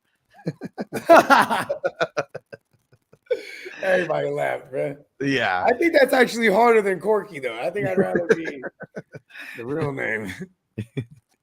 So fucking funny, though. Like when this guy's a gangster, his real name's Clarence. That's sad because it's hilarious how dumb that is, all right? Like, you ain't hard. Your name's Clarence. I guess what's funny is like, I mean, it's because he was ear hustling. That's even how he like found out about it, you know? Like, I mean, just how it all got incorporated was like kind of cool. But yeah, I mean, all the rhymes are super corny. Like we already know that. And shout out to Papa Doc, who was in one of my favorite Christmas movies the night before. Oh, that's right. He is a little cameo. Yeah. No, right? No, well, that's him. He's the black dude. It's Seth Rogen, the goofy kid from 30 Rock or Third Rock or whatever, and then him. They're the main three. What? Yeah. Listen. That's him. That's Papa Doc, not the rapper, the actor who played the actor. Yeah, the actor. I was like, wait a second, that's not Papa Doc, the rapper. No, not the guy who's and the I'm actor who's playing Papa Doc. Papa Doc was like loosely based on Proof's character. No, I thought that was what's his name? Future. Oh, both of them were based on. Okay, because he came from a rival crew initially. Oh, you know what I mean? They were clowning him, you know what I mean? Okay. And of course, Hollywood's gonna make it like some fucking underdog story, and like, you know what I mean? Well, I mean that's because Future wasn't no Uncle Tom neither. A Proof, you know what I mean? Yeah, it's loosely based on his life. Like it's not fucking Eminem's life.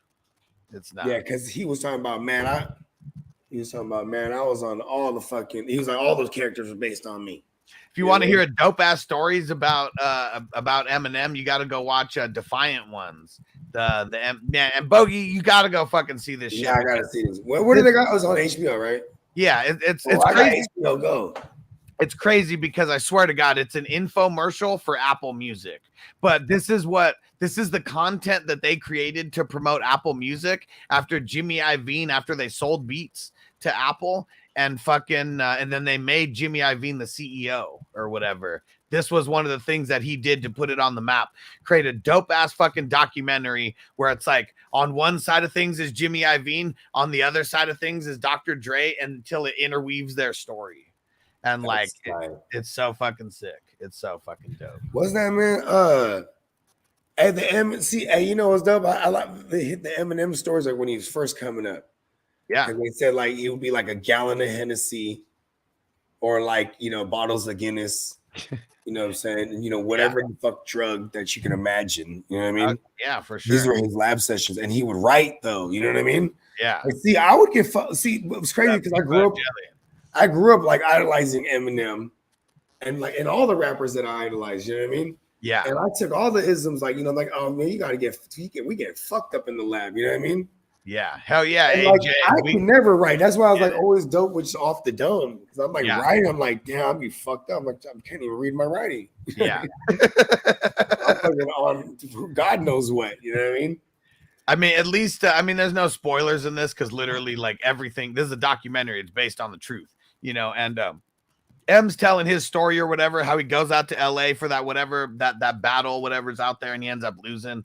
And then he's like, right after the show, this motherfucker comes up to me. He's like, man, bro, I was fucking sick. And he's like, I get one of your tapes. And he's like, here, man, whatever the fuck. And like, he was all pissed off or whatever because he just fucking lost. He just lost the Rap Olympics. Yeah, the Rap Olympics. There you go. That's what it was. And but that dude was connected to Dr. Dre, puts the tape in Dr. Dre's hands. And he's like, you got to listen to this crazy motherfucker, man.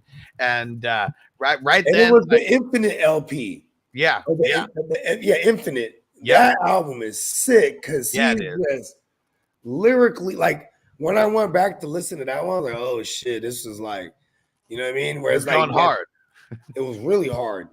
You know what I'm saying? And then like you had the early like shady like glimpses, you know what I mean? Like the funny songs and shit, you know what I mean? Yep. And but yeah, then he talks about getting the call from Dr. Dre and like going over to the lab, and he was just in his head like, whatever the fuck this motherfucker plays, I'm just about to destroy it. Yeah. And Dr. Dre just right off the bat said he goes in there like within the first couple minutes, he's like, I'm gonna throw some joints on. He's like, you want to check out some shit? And he's like, hell yeah, I want to check out some shit.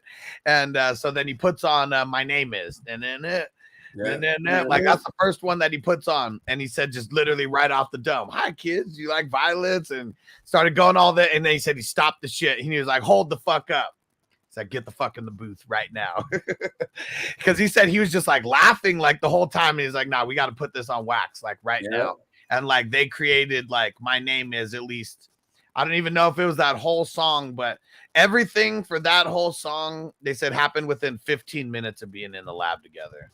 I mean, that's how it be sometimes, though, bro. You know what I mean? Like, that's how it be sometimes. It's so funny too, because like he said he was calling somebody, and he was like, he was calling somebody at work. I think he was working like a Burger King or something like that. Yeah. And he's like, hey, I'm gonna need somebody to pick up my shifts. And he's like, well, when are you coming back? And he's like, I don't even know, man. Never. Yeah, like shit, I don't even know. But he still couldn't believe it though. Like, fuck.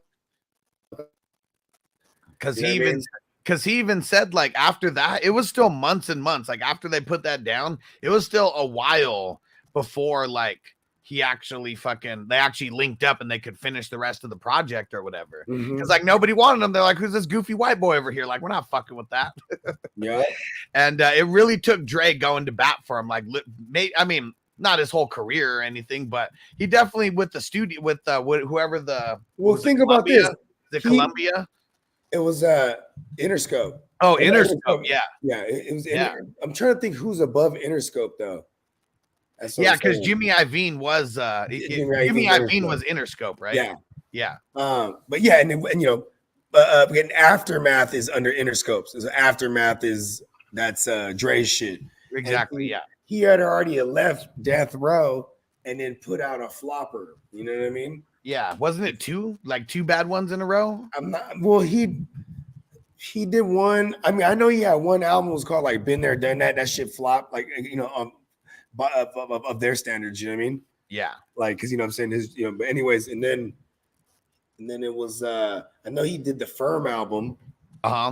Right, which is like Nas and AZ, fucking Foxy Brown, Cormecca. Shit's hella tight. You know what I mean? And Jimmy Iovine's so dope because, like, I mean, it's crazy how his whole story, he was just a grinder and just learned the producing and, you know, just from like watching people do it and then just getting thrown into the mix. And that's crazy how many like big time hits like he actually. You know, I think he almost had Tupac first too. Well, Death Row was it? Yeah. Yeah, because I think. Oh no, was it actually was. No, it was with it. Oh no, Interscope, Did Interscope put out Tupacalypse now? No, because everything was after he got out of jail. No, but, I'm talking about early Tupac, like during the when he was doing the movies, and that's what I'm saying. Yeah, I don't think one of those albums. I want to say like Jimmy Iovine wanted him at first. I think he told Jimmy Iovine, "Fuck you," you know what I mean? Yeah. It's crazy because Jimmy Iovine, like, he's just so smart with shit. Like, I mean, not even his early shit, but even just like Interscope and like all the acts that they had. He wanted to bring on producers. Busta Rhymes, Eve. Yeah. Fucking, and you know what I mean? Then he had Dr. Dre to produce all of them. Yeah. What's that shit? The Let's Get It Started. Who's Black Eyed Peas. Come on. Who's the main dude in the Black Eyed Peas? That's Will.i.am. And then they got the Filipino cat. So he's talking to Will.i.am. Will.i.am's telling this story. And he's like, yeah, Jimmy's talking to me. And he's like, I got this group. And he was like, we're going to put him on your record label. And he was like, Jimmy, I don't have a record label. And he was like, you do now. And then it cuts to like a couple of their songs and shit. But like, Jimmy was just putting people on, man. Like, he was a real motherfucking hustler. Let's get it started. Yeah. And wasn't that was Gwen Stefani, right? Or who was in that shit with him? I can't remember who was on that song with him. But you know what's crazy too? I wonder whose idea was to add Fergie. Yeah. You know I mean, I'm sure it was Jimmy. Like, I mean, he was because Black Eyed Peas has been around since I was a kid. It was just them. It was the three of them. They're b-boys and shit. Yeah. That's the joint. That's the jam. Turn that shit up. Play it again. That shit was B-boys on some break beats and shit. And then, but he was producing already. And then he just morphed into like this funky space age pop star, like Relic. Yeah. Like because he was like remixing and flipping like old school shit. And Gwen Stefani, she was the No Doubt chick. And one of the stories in there is like, when they met each other, he was like, you're going to be a star in 6 years. And like, she's telling the story about it. And she was like, who the fuck is this guy? She was like, I might have like 6 kids in 6 years or like some shit like that. But it was like literally like it was to 6 years of when he said it. It was that Don't Sleep or whatever the hell was her huge ass song. You know, that really popped. Okay. So that means he probably seen her in like 1991 or whatever it was, because I remember No Doubt, she was already coming up because like No Doubt was on like the Clueless soundtrack. Okay. You know what I mean? They're already making noise, but when she got Overground, like, you know what I mean? Yeah. Yeah, it was like the Don't Sleep, and it was like the what was that other song? Yeah, Don't Sleep, so dope though. Yeah, I mean that was Don't like Speak. I mean, yeah. That was the one. Yeah, Don't Speak. There we go. Yeah, because they were a ska band. Mm-hmm. Remember ska was like big in the early 90s. Yeah, where it was like, you know, Sublime and, you know, No Doubt and these other like you know, because it was just all these fucking you know, bands that had like, you know, like trumpets and shit too. You know what I mean? Yeah, that's basically like the layman's terms, right? Yeah. Yeah. I'll tell you, man, those Michael Jackson, Spike Lee movies, like, man, super dope. Because it's just, I need to binge all these, bro. I'm just so focused on getting these chippers right now. We gotta get these fucking chippers. Fuck yeah. Woo! Week 14, bro. Let's fucking go. Let's get into the dance. Get to these chippers. And Marco, no news on Nick Bosa yet. He didn't practice all week. I mean, he's the type of guy who can sit out all week and then come in and play. He warrants that. Yeah, but we heard nothing though as of right now. Nothing. Yeah. And but yeah, so those ones are super fucking dope. And like I remember one of the ones that they talk about was Liberian Girl. You remember that one, right? And I forget who it was talking about. He was like, first off, he was like, nobody's talking about African women, you know, in the 80s or whatever. He's like, so Michael Jackson's already an innovator there. But that was one where they said that like it was like a 3 o'clock in the morning, like type thing. Yeah. And dude, the whoever was the producer or whatever, he's telling the story. He's like, yeah, he picked up the phone call at like 2:30 or 3 o'clock in the morning. They're like, you got to get in here right now. And he was like, that's just one of those calls. You don't say no, you get up and go. Mm-hmm. And he said they recorded that. He said they were done in like an hour and a half or something. Like, bam. When you're feeling it, you're feeling it. Yeah. Damn, that's dope. See, I love hearing the little stories behind the shit. And that's all it is, but it's not from Thriller. One movie covers Off the Wall, and like he builds the whole story of like the Jackson 5 through Off the Wall, and then they cover every single song from Off the Wall, and they're getting it's different interviews from different people. Even Kobe's in the first one, the one about Off the Wall, and he was like I talked to Mike, and he was like how much do you dance, and like how much time a day. And he was like, I dance until I can't dance anymore. And he was like, what do you mean? He was like, I dance until my legs can't dance anymore. And you got to do what you got to do. That's what makes you the best. Hell yeah. Yeah, man. But yeah, it was dope. Kobe getting his, he got a couple spots in that too. And it's dope because like Spike Lee's just like hella funny with everything that he's doing as well. Cause he intermixes himself into some of these stories as well. Yeah, hell yeah. Yeah, so you got to watch those too. I bought them on Amazon Prime. I'm not even sure. I'm sure you can watch them on the jailbroken Fire Sticks. But yeah, Spike Lee joints. What were they hitting for? I think they were like $10. I'm not even sure. They might have been. I'm gonna buy those shits. Yeah, those are worth it. And then that Quentin Tarantino 8. I'm sure that one's like $10 or less. That one's fucking worth it also because like, man, all these interviews behind the scenes and from all the people, fucking everybody. Jamie Foxx is in there. Maybe Leo's the only one who's not in there, but they're like talking about Leo's performance. Like, you know, when he figures out who Django is, you know, and how he fucking slams his hand down and he breaks a fucking glass and his hand's all bleeding and shit. And they were like, Leo, he had the presence of mind to know you don't stop this take, even though his hand's all fucking cut up and gashed. But he's also trying to, you know, he's badass with it. Oh, fuck yeah, he is. He's Monsieur Candy, bruh. Hell yeah. Fucking lights up the fucking cigarette with that bloody ass hand like it didn't even matter. Like, savage. Yeah, so you get to, it's 1 through Reservoir Dogs through the Hateful Eight, and it's fucking awesome, man. Tight. And you see why he uses all the same people again, because like they're good at what they do, and really maybe that's just it, good at what they do. But they talk about like Quentin set, you know, like a whole bunch of Molly and ecstasy on the set. Yeah.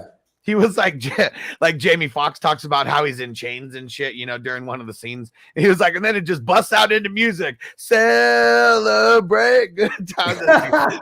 Tequila being passed around, and he's got his hand all shackled, taking shots of tequila. And he loves this tequila too, right? Yeah. So, but that's what it was. Like, even for something like that, you got to break the Molly and tequilas. Yeah, I love that. Yeah, and you can't have your phones on a Quentin Tarantino set. Fuck like no. you got to put like he takes them. Like you got to put, there's like a plastic bag, you put your name on it, you throw it in a big bin or something, and no one can have phones. Sam Jackson, he's in there a bunch too, giving interviews as well. Yeah. Yeah, I think Leo's like maybe one of the only ones. Like outside of that, like there's a shit ton of people who at least are on there for at least one little part of an interview. I mean, Leo goes crazy, bro. John Travolta's not there either. That's another one. Because he's like full-blown kingpin Scientologist these days. He doesn't come out and speak for no one. Nope. Oh, man. And Marco said, if Bosa doesn't start, I got to start Josh Sweat. Well, good for you. That at least good for you now, because Josh Sweat's actually been coming on over the last couple games. He was like trash in the beginning of the season. But I think since adding Ndamukong Suh, that's like it's freed him up a lot more for one-on-ones. Yeah. So he's actually been doing good.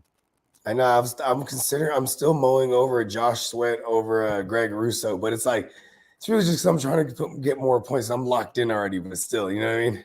Yeah, like I'm just treating it like every other week. And Joe, okay, look, here's a quote from that movie too. And Joe said, do you see where Quentin told Jamie Foxx he was acting like he drives a Range Rover, but he's not like that in the movie? Yeah, because he said like, so it's crazy because like Django, there's so many levels to that character, you know, and like Quentin kind of had to tell him like, I hope I didn't get the wrong guy for the movie, because he was like, you need to be that person in the beginning. Like you have to be that person. He was like, you can't be coming in here, you know, superstar this, superstar that. Like you can't be carrying.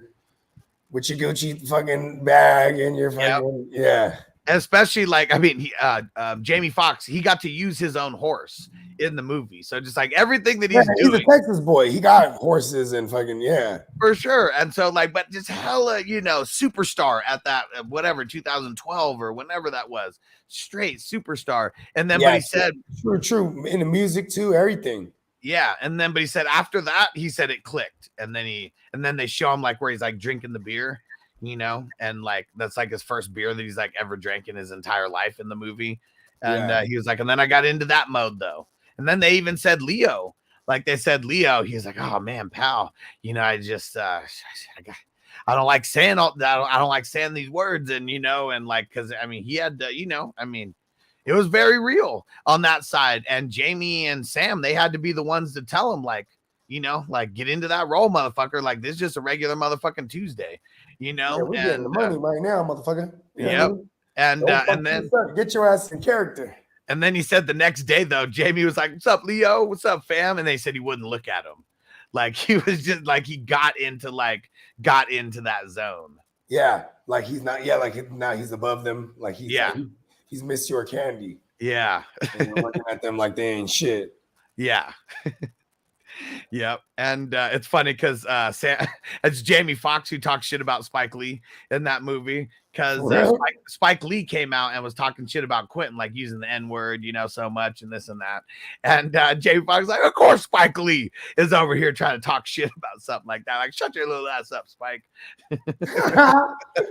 Oh shit, that's funny.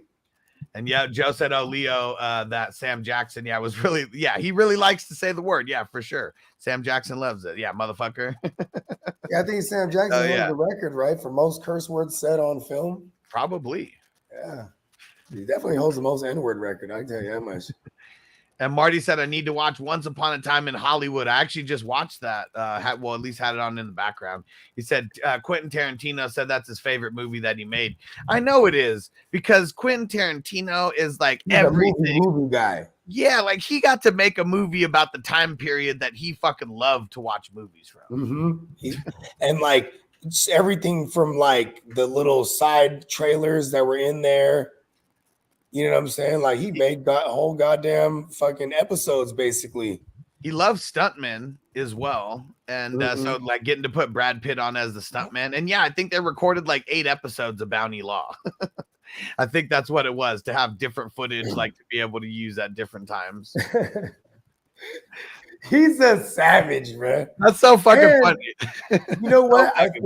Here's why I think we haven't seen like the last of Quentin Tarantino, obviously, because they say he's gonna have 10, right? Yeah.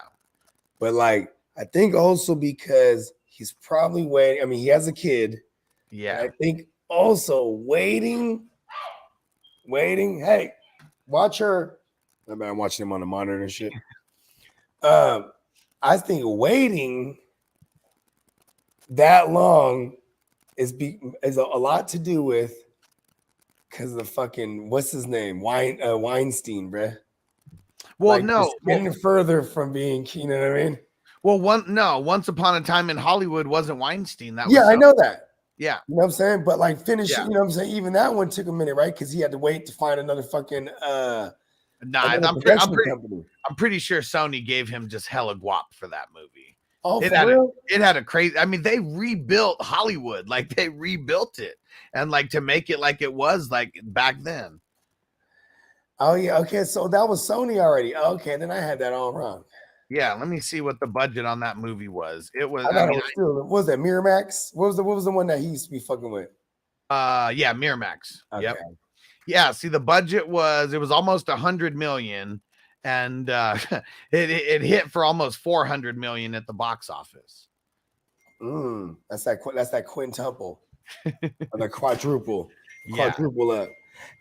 Hey, I got a shake. I'm looking at the time right now. Yep, let's lock it down. We'll see everybody. Yeah, we're gonna be bringing you the late night tips tonight, and we will see you back around 8 o'clock or so, West Coast time. See you guys then. Peace out. Hit him with the run pass option. I run shit or I shred from the pocket. I'm always shopping, I'm always copping, and always pray I'm falling like leaves an item. Hey. could I say? I make plays every day. Catch me with a thick one, make her pay what she weigh. And then some. Welcome to my kingdom. Really in the field, never got my feet up. Go hard, push a hard line. Yeah, been around, peep the archives. Yeah, off top, it's a long grind. You don't need to watch to see that it's hard time. Yeah, I'm counting chips, finna take the chip. You counterfeits, better pay attention. I'm about a chick, catch me in my bag. Sunday to Sunday, living that. We make plays every day, yeah. Yeah, we make plays every day, yeah. We make plays every day, yeah.